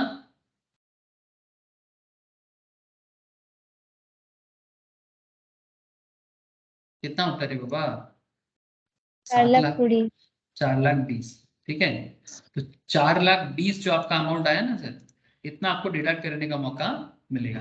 ठीक है, तो कुल मिला के देखो कितना डिडक्ट करने का मौका मिल रहा है आपको, इधर आप 2,70,000, इधर 4,20,000, कुल मिला के 6,90,000।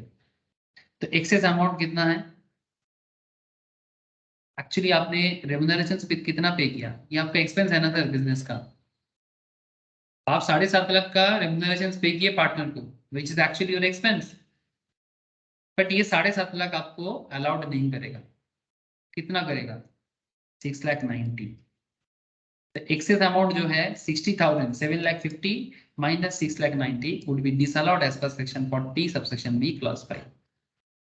तो एग्जाम में आपको डायरेक्टली सवाल कर सकता है, calculate disallowed expenses as per section 40 subsection B clause 5. They just provide you this question and they just ask you calculate करके बताओ कितना amount disallowed है। So if you know the provisions, आपको कौन रोके सर, कोई डाउट है तो पूछ लो।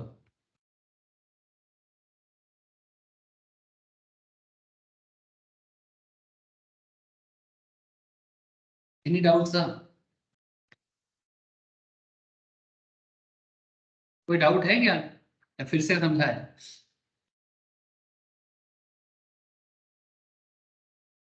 अरे चुप क्यों, समझ में नहीं आया क्या, ना सन्नाटा क्यों है रे भाई, बोलो सर समझ में आया, आगे बढ़े कि नहीं, ये सब नो या क्या डाउट है बोलो। हाँ बोलो सर, आगे बढ़ते हैं फिर। ये बोझा गाचे, स्नेहा, रोशनी, ज्योति, विश्वजीत, सभी को पूछ रहा हूँ सर। है सर। तो इस तरह से हम लोग ये सेक्शन 40 का ये जो कॉन्सेप्ट है, ठीक है, 40 सबसेक्शन ए क्लॉज 5 को हम लोग 40 सबसेक्शन बी क्लॉज 5 को हम लोग कैलकुलेट कर सकते हैं। ठीक है, और ये बहुत ही इंटरेस्टिंग है कॉन्सेप्ट, ठीक, तो इस बात को स्पेशली ध्यान रखिएगा सर। और एक क्वेश्चन यहाँ पर आप देख सकते हो, राव एंड जैन का एक एग्जाम्पल है, चलो देखते हैं इसको भी देख लेते हैं। एग्जाम्पल करने से ना प्रोविजंस का क्लैरिटी आ जाता है। Rao and Jain, a partnership firm consisting of 2 partners, reports a net profit of 7 lakh before deduction of the following items. Business ने अपना नेट प्रॉफिट कैलकुलेट किया, पार्टनरशिप बिजनेस में नेट प्रॉफिट कैसे calculate होता है आपको पता ही है सर, है ना, अकाउंट्स का नॉलेज तो है ही आप लोगों को। सो नेट प्रॉफिट 7 लाख का कैलकुलेशन आपने किया, लेकिन आपने कुछ अमाउंट को डिडक्ट कर दिया था, salary 20,000 each per month payable to the 2 working partners of the firm as authorized by the partnership deed. Depreciation on plant and machinery under section 32 computed 1.5 lakh. Interest on capital 15% per annum as per the deed of partnership The amount of capital eligible for interest 5 lakh. The amount of capital eligible for interest is 5 lakh. They ask you compute the book profit of the firm under section 40 subsection B of the Income Tax Act, and also allowable working partner salary for the assessment year 23-24 as per section 40 subsection B. अगर इतना देर से हम लोगों ने provision ठीक ठाक से पढ़ा तो जवाब देने में या जवाब को समझने में दिक्कत नहीं होना चाहिए, है ना। चलो देख लेते हैं ना कि इसका जवाब कैसे दिया जाए, इस क्वेश्चन का जवाब कैसे दिया जाए। तो हमें दो सवाल किया गया सर, एक हमें बुक प्रॉफिट पूछा गया, और एक अलाउबल सैलरी पूछा गया। दोनों कॉन्सेप्ट पूछा है, तो चलो ना देखते हैं कि किस तरह से ऐसे सिचुएशंस में हमें जवाब देना चाहिए। Explanation 3 of section 40 subsection B में इसका जवाब दिया जाता है। बुक प्रॉफिट शैल मीन, अभी पढ़ा है आपको, book profit mean the net profit as per the PL for the relevant previous year, computed in the manner laid down in chapter 4D as increased by the aggregate amount of the remunerations paid or payable to the partners of the firm if the same has been already deducted while computing the net profit. Net profit को calculate करने के time पे अगर हमने paid या payable amount of रेम्यूनरेशंस को deduct कर चुके हैं तो उसे ऐड कर देंगे। In the present case net profit given is before deductions of depreciation of plant and machinery, interest on capital of partner and salary to working partner, ठीक है। Therefore the book profit as shall be as follows. तो net profit क्या है? Already before depreciation salary and interest, salary देने से पहले, interest देने से पहले एंड डिप्रिसिएशन काउंट करने से पहले हमें कितना प्रॉफिट दिया गया सर? 7 लाख। ये क्वेश्चंस में ही बोला गया था, ये देखो क्वेश्चन हमें ऑलरेडी इसके बारे में बोला था। Rao and Jain and partnership firm consisting 2 partner reports a net profit 7 lakh before deduction of the following items. इस आइटम को डिडक्ट करने से पहले मेरा प्रॉफिट था 7 लाख, ठीक है। अब हम यहाँ से डिडक्शन के पहले तो डिप्रिसिएशन हटाना चाहिए ना, डिप्रिसिएशन बिल्कुल हटाएंगे, अलाउडेबल है ना, सेक्शन 32 अलाउड एक्सपेंस है, तो बिल्कुल उसको हटाएंगे। तो सेक्शन 32 के हिसाब से मेरा कितना डिप्रिसिएशन चार्ज होगा बोलो?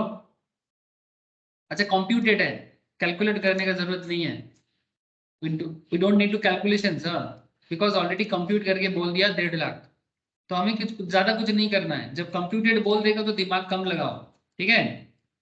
तो 1.5 लाख का माइनस हो जाएगा। अच्छा इंटरेस्ट, सर इंटरेस्ट हमने कितना पे किया? हेलो, इंटरेस्ट हमें कितना पे कर दिया कैपिटल पे? Interest on capital 15% per annum as per the deed of partnership, और amount of the capital eligible for interest is 5 lakh. तो बोलो क्या 5 लाख पे 15% पूरा अलाउड हो जाएगा? इंटरेस्ट पूरा लेस हो जाएगा? 12%। थैंक यू सर, अभी पढ़ के आए। तो being the maximum allowable as per section 40 subsection B, 5 lakh का 12% 60,000। तो 1.5 लाख और 60,000 माइनस होके 2,10,000 हट जाएगा, तो आपका बुक प्रॉफिट बचेगा 4,90,000। सर एक चीज याद रखना, यहाँ पर अभी भी सैलरी नहीं दिया गया ना, सैलरी इंक्लूड है, पार्टनर्स का जो सैलरी है वो इंक्लूड है इसमें, तो इसको बुक प्रॉफिट कहेंगे। हाँ बोलो। মানে 15 জায়গায় 10 বলে তো তখন কি মানে 12% ই আসছে? नहीं सर वो तो मैक्सिमम, अगर 10 होगा तो 10 ही होगा। আচ্ছা মানে বেশি করলে বেশি দেবে না, কিন্তু কম করলে সেই কমটা ধরবে। ऑब्वियसली ठीक है, मैक्स तो तुमने दिया 10% तो 12% काउंट कैसे करोगे? वो तो मैक्सिमम लिमिट है, 12% इज द मैक्सिमम लिमिट, इसीलिए बोला मैक्सिमम अलाउएबल। जो हमारे यहाँ पर तो 15 दिया था, तो 15 दिया तो 12 लेना है, लेकिन 12 देगा तो 10 देगा तो 10 ही लेना है, तब 12 कैसे ले सकते हैं? टैक्स में ऐसा सिचुएशन बहुत बार आता है, ठीक है, टैक्स में ऐसा सिचुएशन बहुत बार आता है।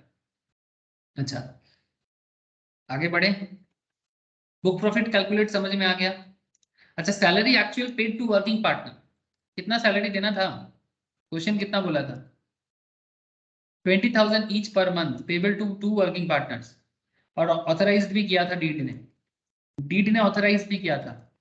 तो 20,000 करके 2 पार्टनर को 12 महीने का 4,80,000 का सैलरी होता है। So as per the provisions of the section 40 subsection B clause 5, the salary paid to the working partner is allowed subject to the following limits.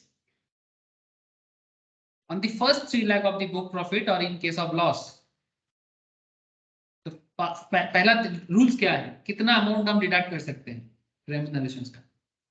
पहला 3 लाख प्रॉफिट का, या फिर लॉस के सिचुएशंस में या तो 1.5 लाख या तो बुक प्रॉफिट का 90%।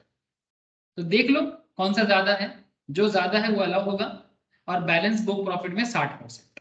बड़ा इजी हिसाब है सर, अभी अभी ऐसा एक हिसाब आपको दिखाया मैंने।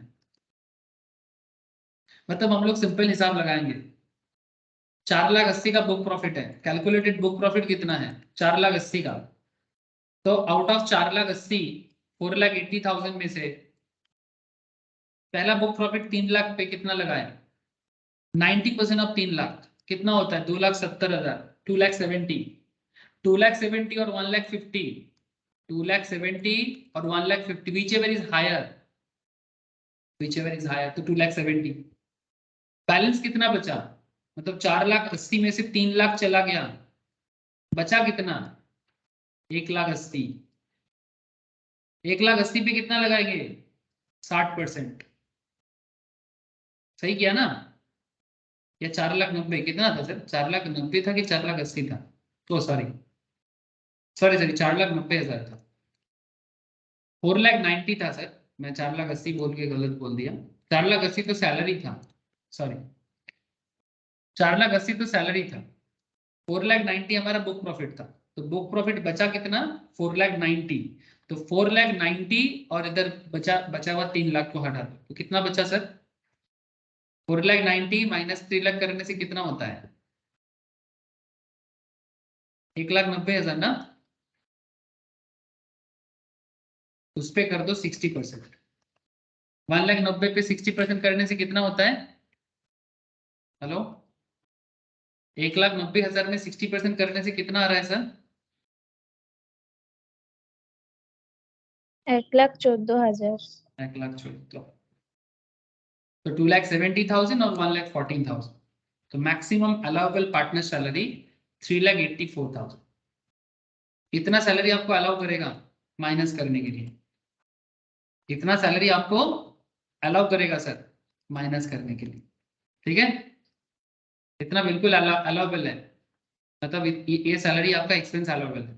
तो allowable working partner salary for the assessment year 23-24 as per the provision of section 40 subsection B clause 5 is 3,84,000। 3,84,000, तो डिसअलाउड कितना हो गया? अगर अलाउड 3,84,000 है तो डिसअलाउड कितना हो गया सर बताओ?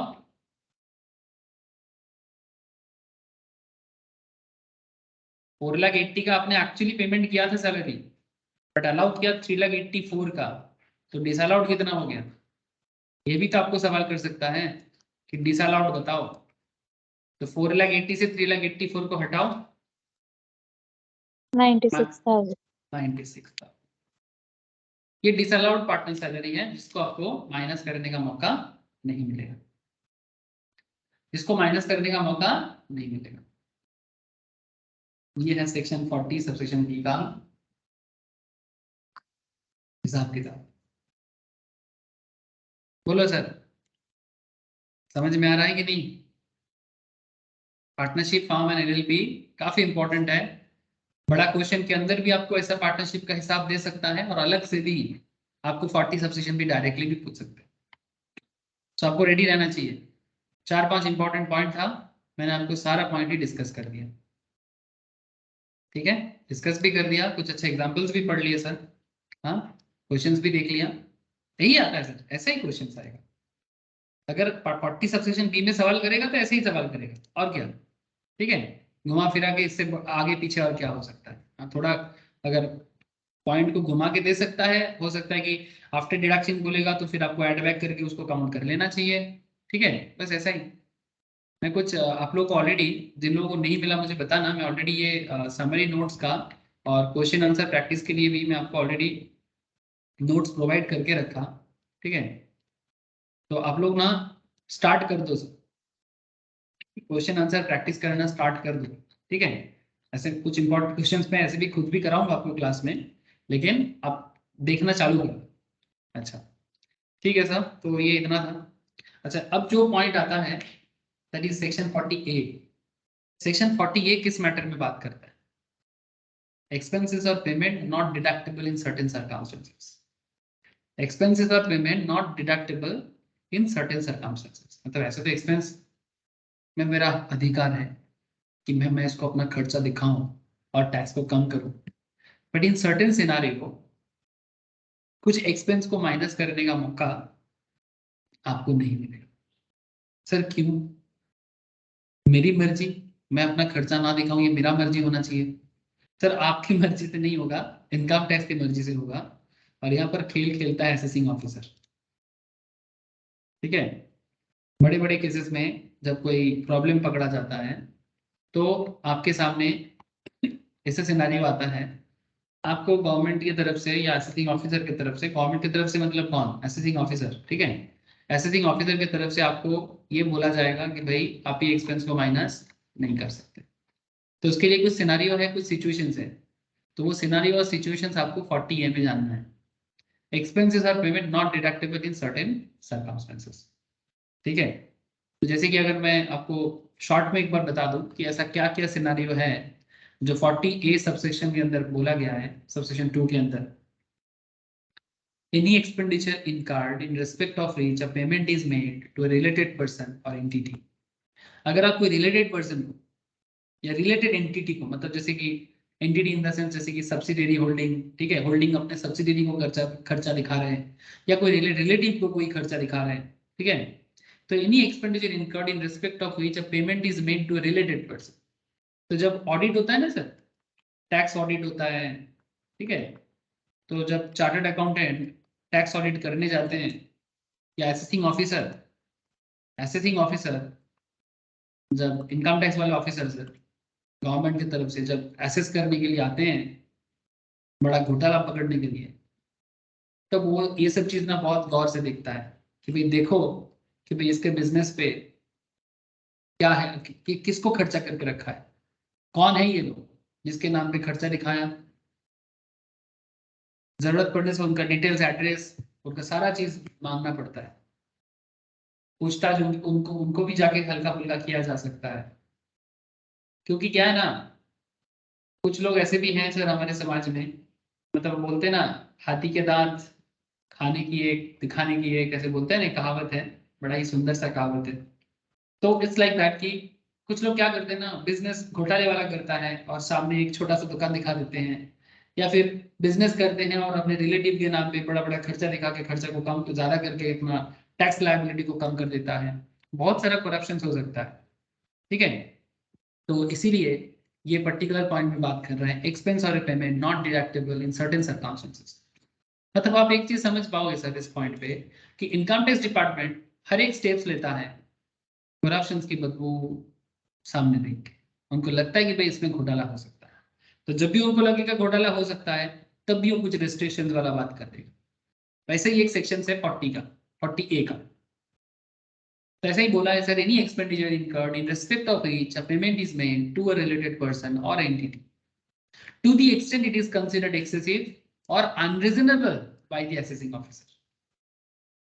मतलब मानो कि कोई खर्चा अगर नॉर्मल वे में किसी को सैलरी देना होता है, तो अगर आप किसी को 30,000 का सैलरी देते, लेकिन रिलेटिव को बता के आप उसको 40,000 दे रहे हो, क्यों? एक्स्ट्रा 10,000 किस प्रेम के लिए?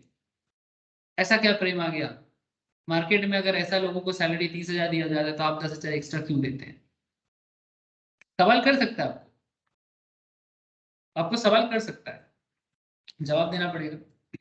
ये तो मैं एक एग्जांपल दिया, ऐसे और भी चीजें होते हैं जो आपको रिलेटिव को, जैसे मार्केट में किसी को कुछ ऐसा बेचना है तो आप जिस दाम पे बेचते हैं रिलेटिव के नाम पे थोड़ा कम ज्यादा दाम दिखा के बेच दिए, क्यों? नॉर्मल लोगों के लिए इतना, रिलेटिव के नाम पे इतना ज्यादा क्यों? ताकि खर्चा ज्यादा दिखाया जाए। ठीक है, इट्स लाइक दैट, मतलब परचेसिंग कॉस्ट। ठीक है, रिलेटिव से परचेस करके थोड़ा ज्यादा दाम दिखा देना ताकि आपका खर्चा ज्यादा हो जाए। मतलब बात को समझो, कोई चीज अगर मानो आप 100 टका में खरीद के लाते हो और 300 टका में बेचते हो तो आपका प्रॉफिट होता है 200 टका। ठीक है, लेकिन मानो कि कोई आपका रिलेटिव है, ऐसे तो आप उनसे 100 में ही लेते हो, बट बिल बनाते हो 200 का, लेते हो 100 में ही, फिर बिल बनाते हो 200 का। तो 200 का बिल बना के आप क्या कर रहे हो एक्चुअली? खर्चा को ज्यादा कर रहे हो।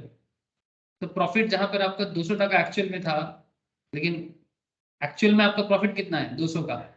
तो डुप्लीकेसी करके कितना प्रॉफिट हो रहा है सर? बोलो। 100। बात समझ में आ रहा है ना सर?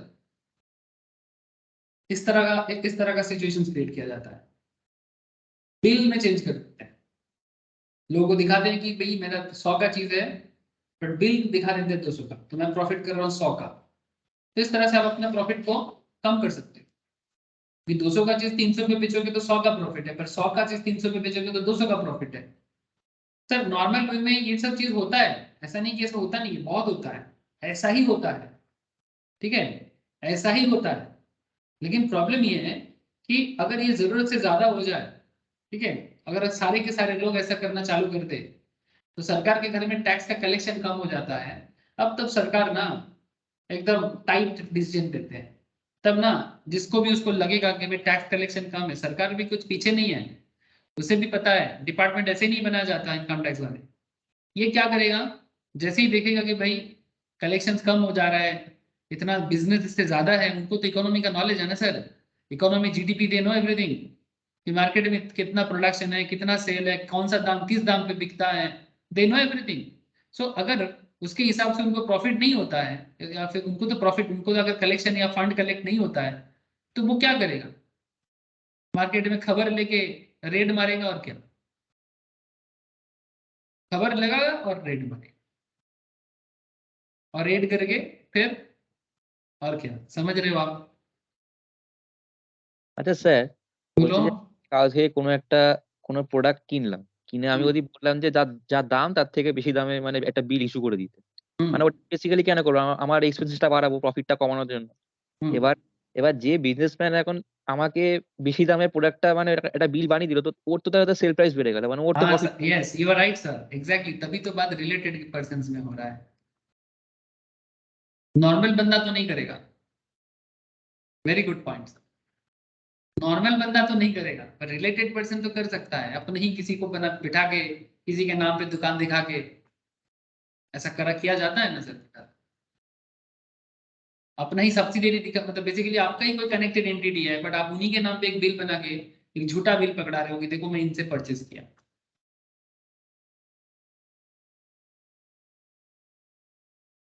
इसीलिए तो रिलेटेड बात किया। नॉर्मल लोग तो नहीं करेगा, क्योंकि वो अपना साल सेल को ज्यादा क्यों दिखाएगा, 100 का चीज को 200 क्यों दिखाएगा, फिर वो तो फंस जाएगा। Very good point sir.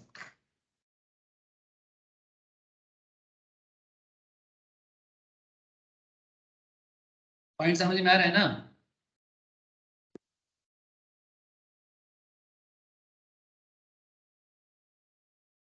कि बुझते पारली लोग जी? হ্যাঁ স্যার।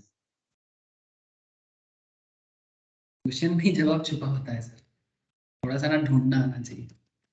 স্যার हमें যেগুলো लग... ওদের ডিপার্টমেন্ট কোশ্চেন করে যে মানে তুমি কেনই বা এত টাকা দিয়ে তুমি মানে বিল বানালে, মানে আপনি যেটা বললেন যে ফেয়ার মার্কেট ভ্যালু তো এত এই এই জিনিসটার, তো তুমি এত বেশি দামে কেন কিনছো?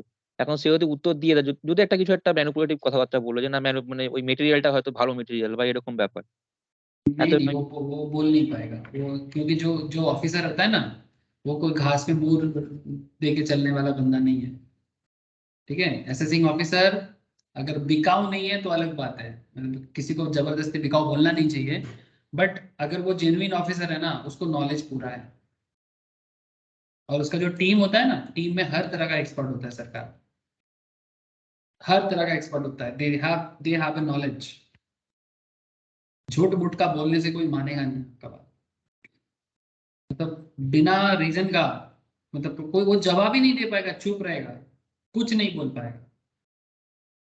अगर आप ठीक ठाक से सवाल करोगे ना, जो नॉलेज, आप लोग अभी छोटे हो तो समझ नहीं पा रहे हो, रियल लाइफ सिचुएशंस में जब जो रेड करने के लिए जाते हैं, जैसे हम लोग जब ऑडिट के लिए जाते थे, या फिर जब आप लोग भी ऑडिट के लिए जाओगे आगे, तो आपको ना नॉलेज होगा ना कि भाई एक बिजनेस में कहाँ से इनकम हो रहा है, कहाँ खर्चा हो रहा है, ठीक है।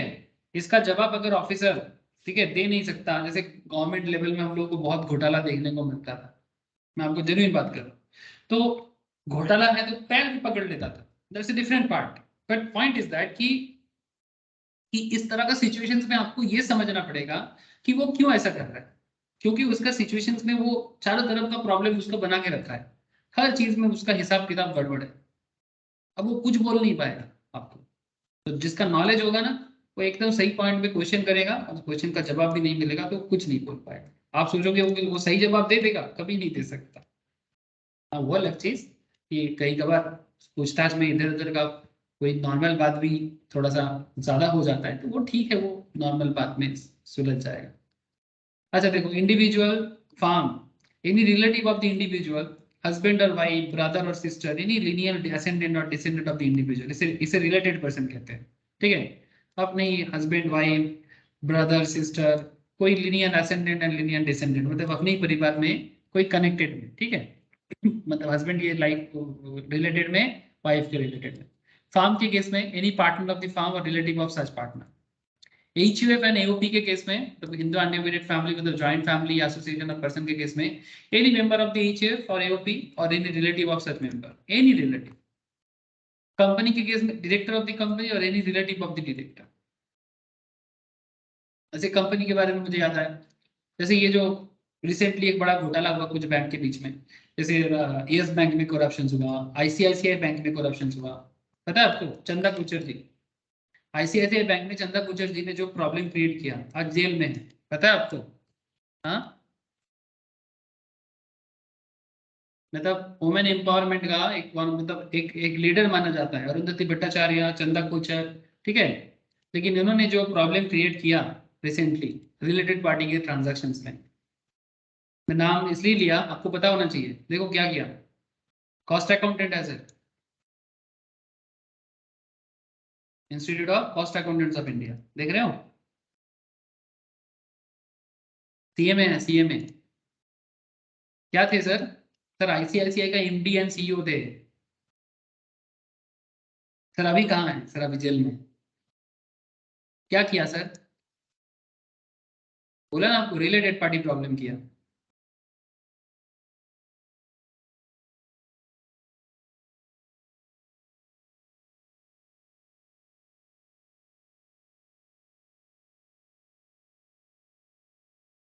दीपक कोचर उनके हस्बैंड है, उनके ऊपर एलिगेशन यही है, अभी जेल में है सर, इंडिया के बाहर नहीं जा सकता। बीच में एक बार बेल मिला था।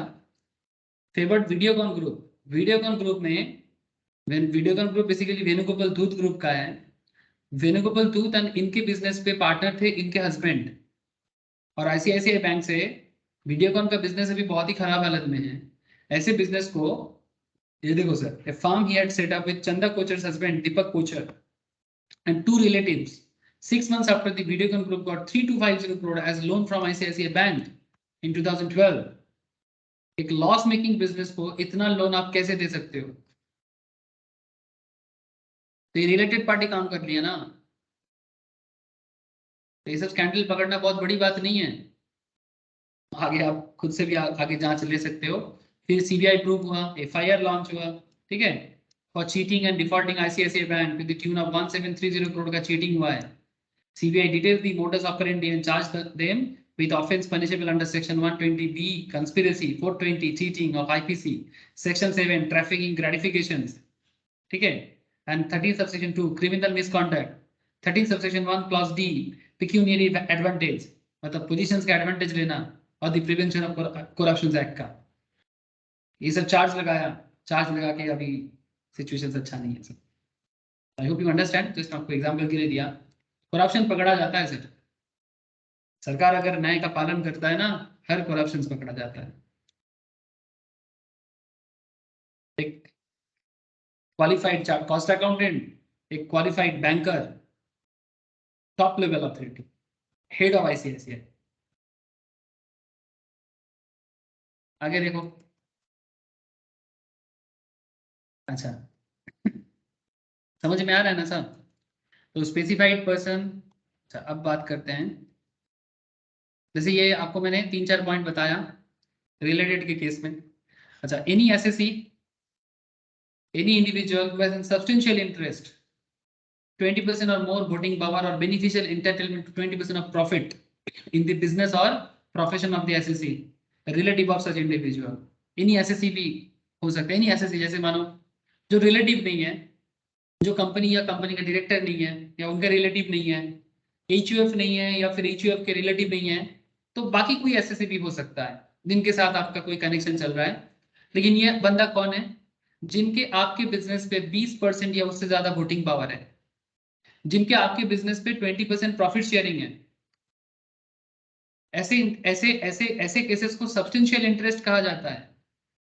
सब्सटेंशियल इंटरेस्ट मतलब इतना इंटरेस्ट जो 20% से ज्यादा बिजनेस के ऊपर आपको वोटिंग पावर दे देता है, बेनिफिशियल एंटाइटलमेंट दे देते हैं, या 20% से ज्यादा प्रॉफिट आपको हक कहा जाता है। ऐसे केसेस में भी इसको भी हम लोग एक रिलेटेड या रिलेटिव टाइप ऑफ ट्रांजैक्शंस मानते हैं इनकम टैक्स। ठीक है, तो ये हो गया any SSC. So I hope you understand कि कौन से ट्रांजैक्शंस के केस में वो हो सकता है एक्सपेंस, बट अगर असेसिंग ऑफिसर को लगे कि भाई ये एक्सेसिव अमाउंट ऑफ एक्सपेंस है तो ऐसे खर्चा को आपको डिडक्ट करने में आपको रोक सकता है, आपको सर्टेन सिचुएशंस में मना कर सकता है। और ऐसा कई सारा सिचुएशंस में आपको दिखा रहा हूं। ठीक है, ये देखो, तो मैंने आपको ऑलरेडी ये बात बता दिया। और ये जो भी बात है जैसे फेयर मार्केट वैल्यू का कॉन्सेप्ट है ना सर, तो जो भी है आप जो भी गड़बड़ कर रहे हो, बेसिकली मार्केट में गुड्स का जो दाम है या सर्विस का जो फेयर मार्केट वैल्यू है, जो पेमेंट होना चाहिए उससे ज्यादा दाम पे आप कर रहे हो। The legitimate needs of the business or profession carried on by the SSE or the benefit derived by or accruing the SSE from such payment। मतलब ऐसा पेमेंट करके आप कोई भी बिजनेस में टैक्स में बेसिकली बेनिफिट उठाना चाहते हो जो आपको करना नहीं चाहिए।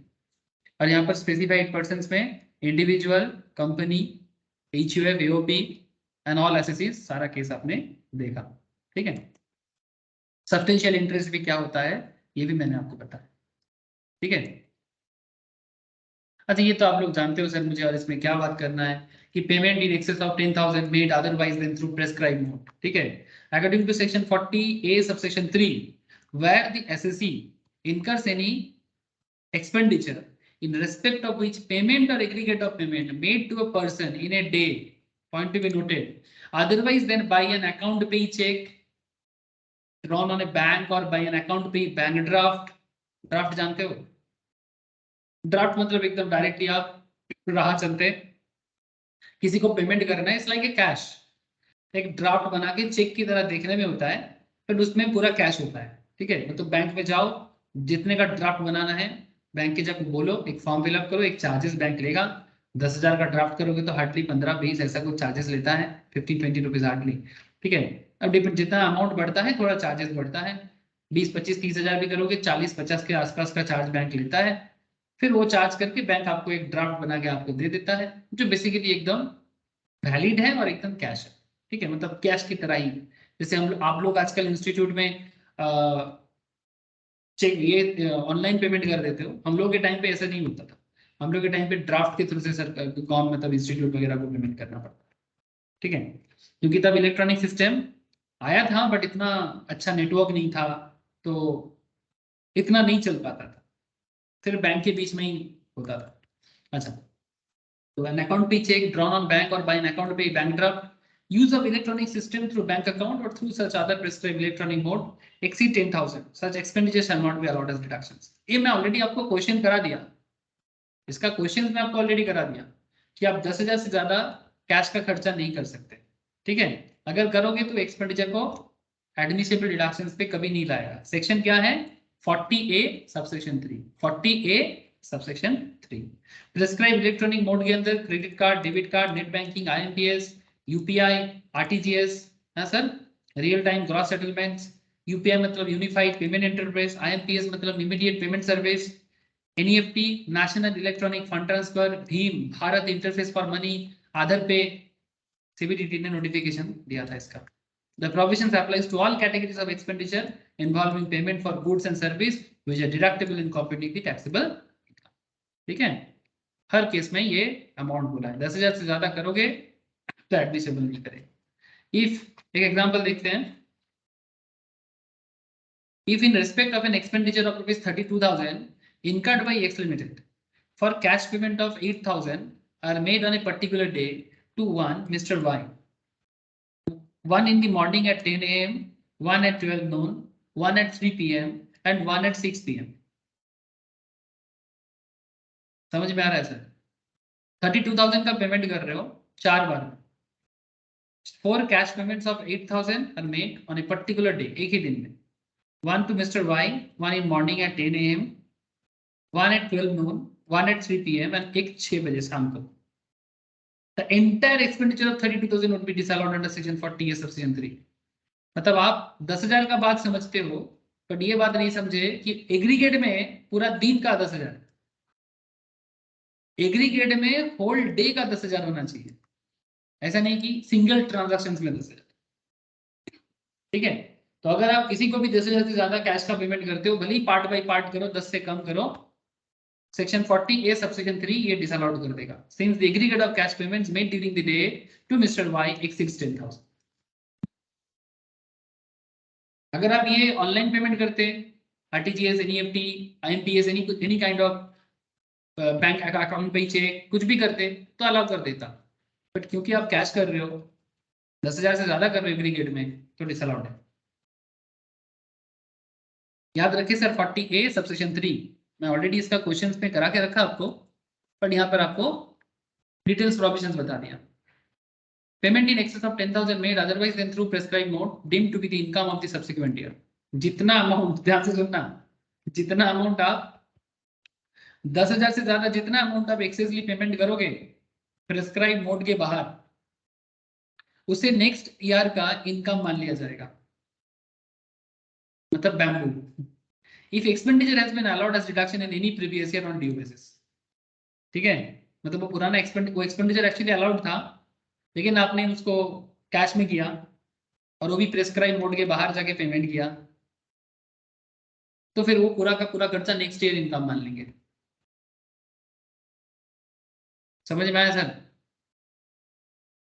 लेकिन ये 10,000 का पेमेंट को थोड़ा लिमिट को भी बढ़ाया गया सर, इस बात का थोड़ा ध्यान रखिएगा. 40A सबसेक्शन 3 का बड़ा स्पेशल पॉइंट है सर. आपको मैं जो बात कर रहा हूं ध्यान से सुनना. Any expenditure in respect of which a payment or aggregate of payment made to a person in a single day, otherwise than by account pay check or account pay bank draft or ECS. ECS का मतलब electronic clearing system through bank account. आजकल तो match हो गया sir, automatically आपके account से payment काट लेता है ECS के थ्रू से. ठीक है, आजकल जैसे बैंक लोन वगैरह हो गया ना, ये सब क्या कर लेते हैं ना, आपके बैंक अकाउंट के साथ जोड़ के मैच बोल के एक कॉन्सेप्ट है बैंकिंग सिस्टम में, ऑटोमेटिकली क्लियर हो जाएगा. मतलब ऐसा नहीं कि आप अगर आप पेमेंट नहीं करोगे तो डिफॉल्ट मानते जाओगे, मतलब आपको टाइम पे जाके बैंक में जमा करना है. ये सिस्टम तो चला ही गया एक तरह का. अगर आपका मैंडेटरी पेमेंट है ना, तो आपको ECS थ्रू से ही पेमेंट करना पड़ेगा, वो ऑटोमेटिकली कनेक्ट कर देगा आपको. अगर आप खुद से भी मतलब लेते हो कि नहीं, ठीक है मैं मैनुअली पेमेंट करूंगा, तो वो भी एक ही बात है. बट ECS थ्रू से आजकल बड़ा अच्छा है कि आप बस अकाउंट में पैसा जमा रखो, टाइम टू टाइम वो काटते जाएगा. আর तो ব্যাংকে इसका, हाँ बोलो. ব্যাংকে টাকা না থাকলে কি হবে? बैंक में नहीं रहेगा तो डिफॉल्ट, और क्या, बाउंस हो जाएगा, फाइन चार्ज करेगा, नेक्स्ट पेमेंट पेनल्टी लग जाएगा. चेक बाउंस होने में जैसा होता है 2 बार 3 बार 4 बार अगर ऐसा ही चलता जाए, नोटिस देगा बैंक आपको, नोटिस प्रोवाइड करेगा. फिर नोटिस का भी जवाब नहीं देगा तो फिर आगे जाके बैंक कोर्ट केस हो जाएगा, फिर चक्कर काटो, फिर लोन डिपार्टमेंट का चिट्ठी आएगा. ऑफिसर होते हैं सर, एग्जीक्यूटिव होते हैं. मेरे एक ऐसे स्टूडेंट है, वैसे ही एक लोन डिपार्टमेंट में है, तो वो क्या करता है जैसे मार्केट में कंपनी जिसको जिसको लोन इशू करता है, तो लोन इशू करने के बाद वो टाइम पे लोन दे रहा है कि नहीं दे रहा है, उसको ट्रैक करना. उसका काम बहुत सिंपल है. अगर लोन डिफॉल्ट जब से स्टार्ट होता है, मानो कि सिंगल लोन फेलियर हुआ, तो बैंक की तरफ से आपको एक कॉल आएगा, एक नोटिस आएगा, मैसेज आएगा. अगर आप फिर भी उसका कोई जवाब नहीं देते, नेक्स्ट टाइम आपके घर पे चिट्ठी आएगा, फिर भी आप कोई जवाब नहीं देते, अब लोन ऑफिसर आपके घर में आएगा, फिर घर में आके आपको समझाएगा सिंपल तरीके से. फिर भी आप नहीं माने, फिर आपके अगेंस्ट में कोर्ट में केस करते हैं. अब कोर्ट का चक्कर काटते रहो. अगर कोर्ट में अटेंड नहीं करोगे पुलिस आएगा उठा के लेके जाएगा। স্যার আমি কি লোন নেওয়ার পরে ভিসা ইস্যু করতে পারবো? लोन लेने के बाद वीजा इशू आप हाँ। कर सकते हो, डिपेंड करता है वीजा इशू। ऐसा बात नहीं कि देखो ये डिपेंड करता है सिचुएशन टू सिचुएशन। मतलब अगर आपको इंडिया के बाहर कहीं जाना है, हाँ सर, वीजा का बात इसलिए करो कि इंडिया के बाहर जाने के बारे में बोल रहे हो ना। হ্যাঁ ধরুন কেউ লোন নিয়ে পালিয়ে গেল। लोन अगर किसी का चलेगा ना, इतना इजीली उसको देता नहीं है बाहर जाने का मौका, ठीक है। तो वो देखना पड़ेगा कि कितना अमाउंट है उसका, क्या मॉर्गेज रखा हुआ है, ठीक है। फेलियर होगा तो उसका मॉर्गेज अमाउंट से ले लिया जाएगा, इट्स डिपेंड, ठीक है। मतलब ऐसा नहीं कि मतलब खुला लोन लिया और चले गए, ठीक है। तो it's not an easy thing. Asset में दम होना चाहिए मॉर्गेज में। मतलब लोन आजकल देखो बैंक ना इतना बोका नहीं है, वो लोन देता है जैसे कोई सरकारी स्कीम है जिसमें कोई कोलैटरल नहीं चाहिए होता है, वो तो अलग बात हो।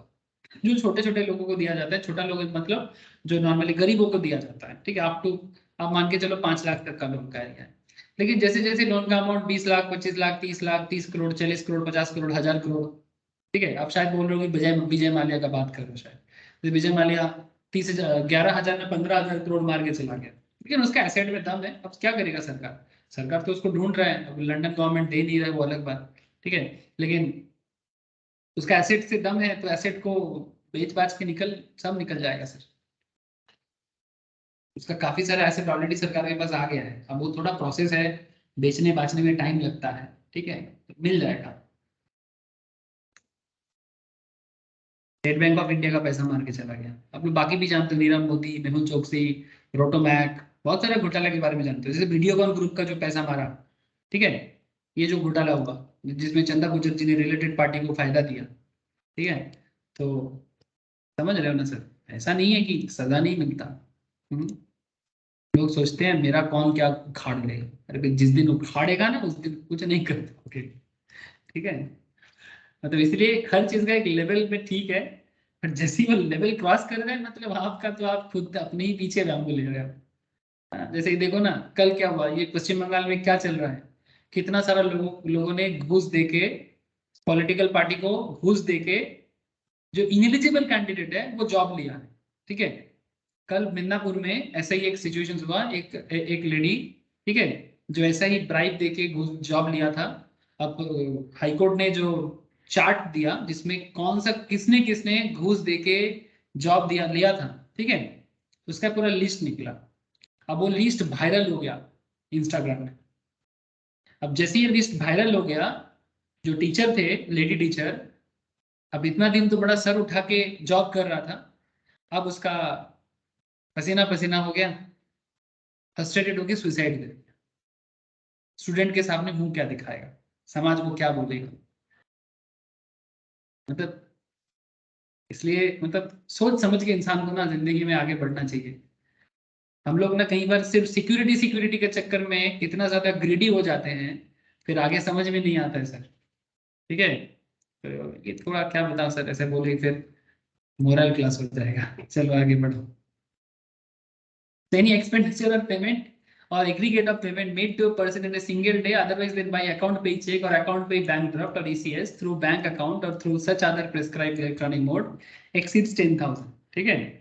तो 10,000 के ऊपर अगर ऐसे करोगे तो डिसअलाउड है। But in case of payment to a transport operator, in case of payment made to transport operator for applying, hiring or leasing goods carriage, an enhanced limit of 35,000 shall apply per day का। मतलब समझे sir. अब इसके लिए आपको transport business समझना पड़ेगा। फिर से मेरा फैमिली बिजनेस इसमें आ गया। ट्रांसपोर्टिंग एजेंट को जो भाड़ा दिया जाता है ना, ठीक है, ट्रांसपोर्ट ऑपरेटर को, क्योंकि वो रास्ते में गाड़ी लेके चलता है, गाड़ी में माल होता है, तेल का खर्चा होता है रास्ते में, तो उसको आप ना ऐसे 10,000 का लिमिट बांध के मत रखो सर। क्यों?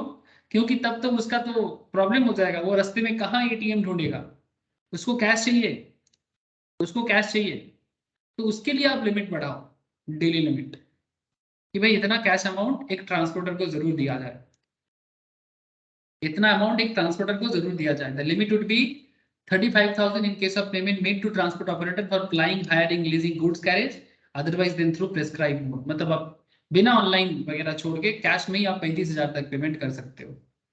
Therefore, the payment or aggregate payment up to 35,000 in a day can be made to transport operator. समझ रहे हो सर?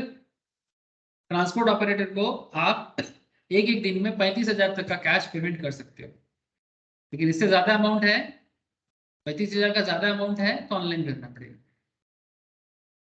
सर मानो कि कोई ट्रांसपोर्ट में, हमारे देश में ट्रांसपोर्टिंग एजेंसी बड़ा बड़ा ट्रांसपोर्टिंग चलता है, जैसे हम लोग का ट्रांसपोर्टिंग बंगाल के अंदर ही ज्यादा होता है, ठीक है, लेकिन बहुत लोगों का ट्रांसपोर्टिंग बंगाल तो महाराष्ट्र, महाराष्ट्र तो राजस्थान, राजस्थान तो गुजरात, गुजरात तो मणिपुर, मणिपुर तो मेघालय, बहुत सारे जगह में चलता रहता है सर।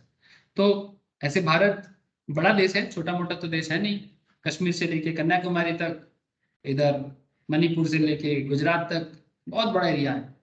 तो जब ट्रक चलता है, ठीक है, तो इसको रास्ते में बहुत पैसे का जरूरत होता है। तो बड़ा बड़ा कंपनी जिसका बड़ा ट्रांसपोर्टिंग है, उनके केस में एक सर्टेन लेवल के बाद उनको भी ऑनलाइन में देना पड़ता है। तो इसलिए लिमिट बांध दिया गया भाई, ट्रांसपोर्ट अथॉरिटी के लिए अगर कोई पेमेंट किया जा रहा है 35,000 तक का ट्रांसपोर्टर को एक एक दिन में दे सकते हो कैश। बोलो। तो ऐसा चेक पोस्ट पे जब चेक होता है तो इतने अमाउंट में कैश लेकर के, लाइक जो भी ट्रांसपोर्टर है जिसके अंडर वो व्हीकल मतलब ऑपरेट हो रहा है, उसका ओनर तो जाएगा नहीं, तो क्या ड्राइवर के पास से ऐसा कैश मिलने से चेक पोस्ट पे प्रॉब्लम नहीं करेगा? सर होता तो है, ओनर के पास तो ओनर तो नहीं रहता है, ड्राइवर ही तो उसका एजेंट बन के चलता है रास्ते में, ठीक है। तो ड्राइवर के पास अगर जरूरत के ज्यादा कैश है तो ऑब्वियसली अगर चेक पोस्ट में चेक किया जाए तो प्रॉब्लम में आपको आना पड़ेगा। बट ये मेनली आप पेमेंट जब कर रहे हो ट्रांसपोर्टर को, ये आपके लिए है कि एज ए नॉर्मल बिजनेसमैन आप किसी ट्रांसपोर्टर को एक दिन में अगर 35,000 से ज्यादा पेमेंट करते हो, अगर कैश से करते हो, तो आपको अलाउड नहीं करेगा, एडमिशेबल एक्सपेंस नहीं।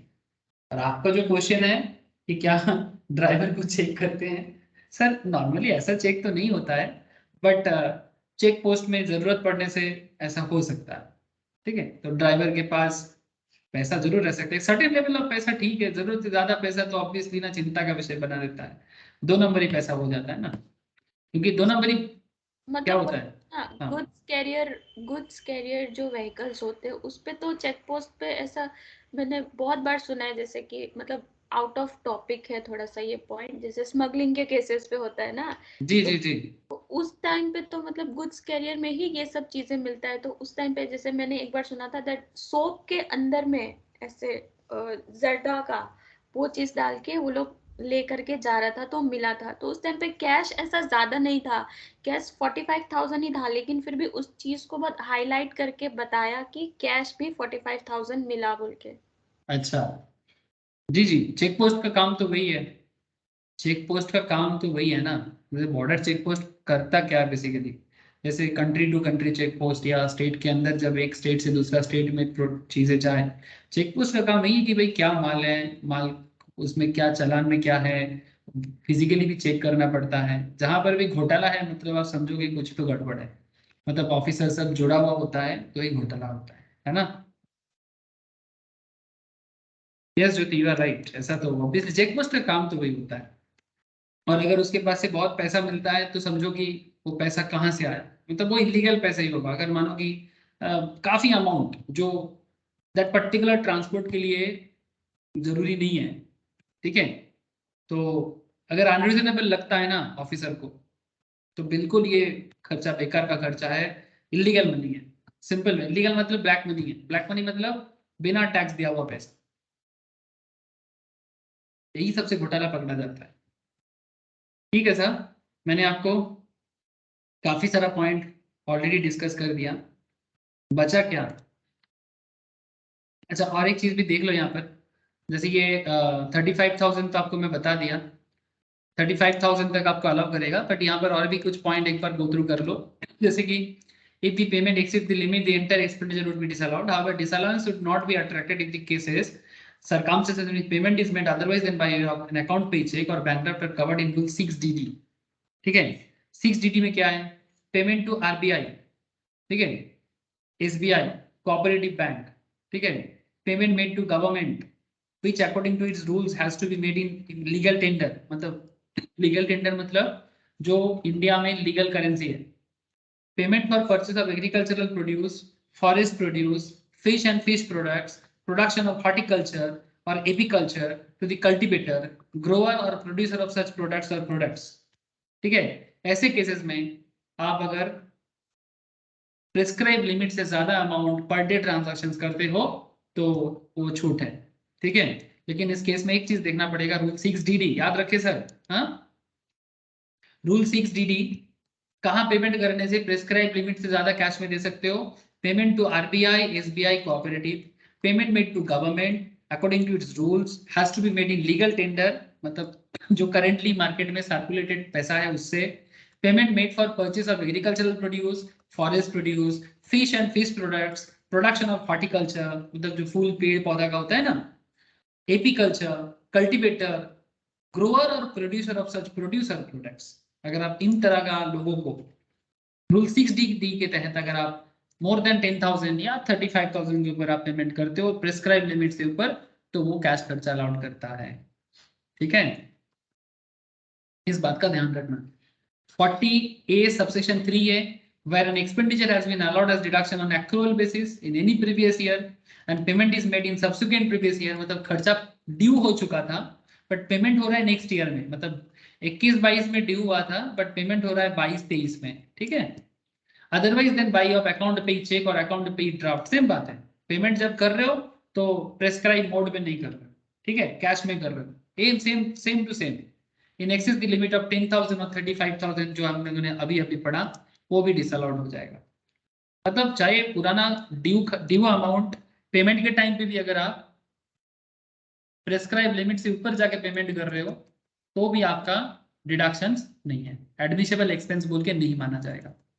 ठीक है, और उसको क्या करेंगे, पेमेंट और aggregate payment to made shall be deemed as profit. अगर जितना एक्स्ट्रा अमाउंट 10,000 से एक्स्ट्रा या 35 के से एक्स्ट्रा, जितना एक्स्ट्रा अमाउंट आप पेमेंट करोगे कैश के थ्रू से, उसको नेक्स्ट ईयर का प्रॉफिट या बिजनेस एंड प्रोफेशंस का प्रॉफिट मान के उसके ऊपर इनकम टैक्स चार्ज कर दिया जाएगा सब्सिक्वेंट प्रीवियस ईयर में। मतलब अगर आप ऐसे 22-23 में करते हो तो 23-24 में मानो कि आपने 10,000 का पेमेंट के मतलब 20,000 का कैश पेमेंट कर दिया, तो 10,000 का अमाउंट एक्स्ट्रा प्रॉफिट मान के नेक्स्ट ईयर 23-24 में इनकम जोड़ के इसके ऊपर टैक्स लगा दिया जाएगा। सिंपल सा पनिशमेंट है आपके हमारे लिए। ठीक है, and there is a concept of 40A subsection 7, provisions for payment of gratuity to employee. However, disallowance would not be attracted if provision is made for contribution to approved gratuity fund or for payment of gratuity that has become payable during the year. मतलब अगर कोई employer अपने employ के gratuity scheme में, gratuity क्या होता है हम लोग ये सैलरी चैप्टर में पढ़ते हैं।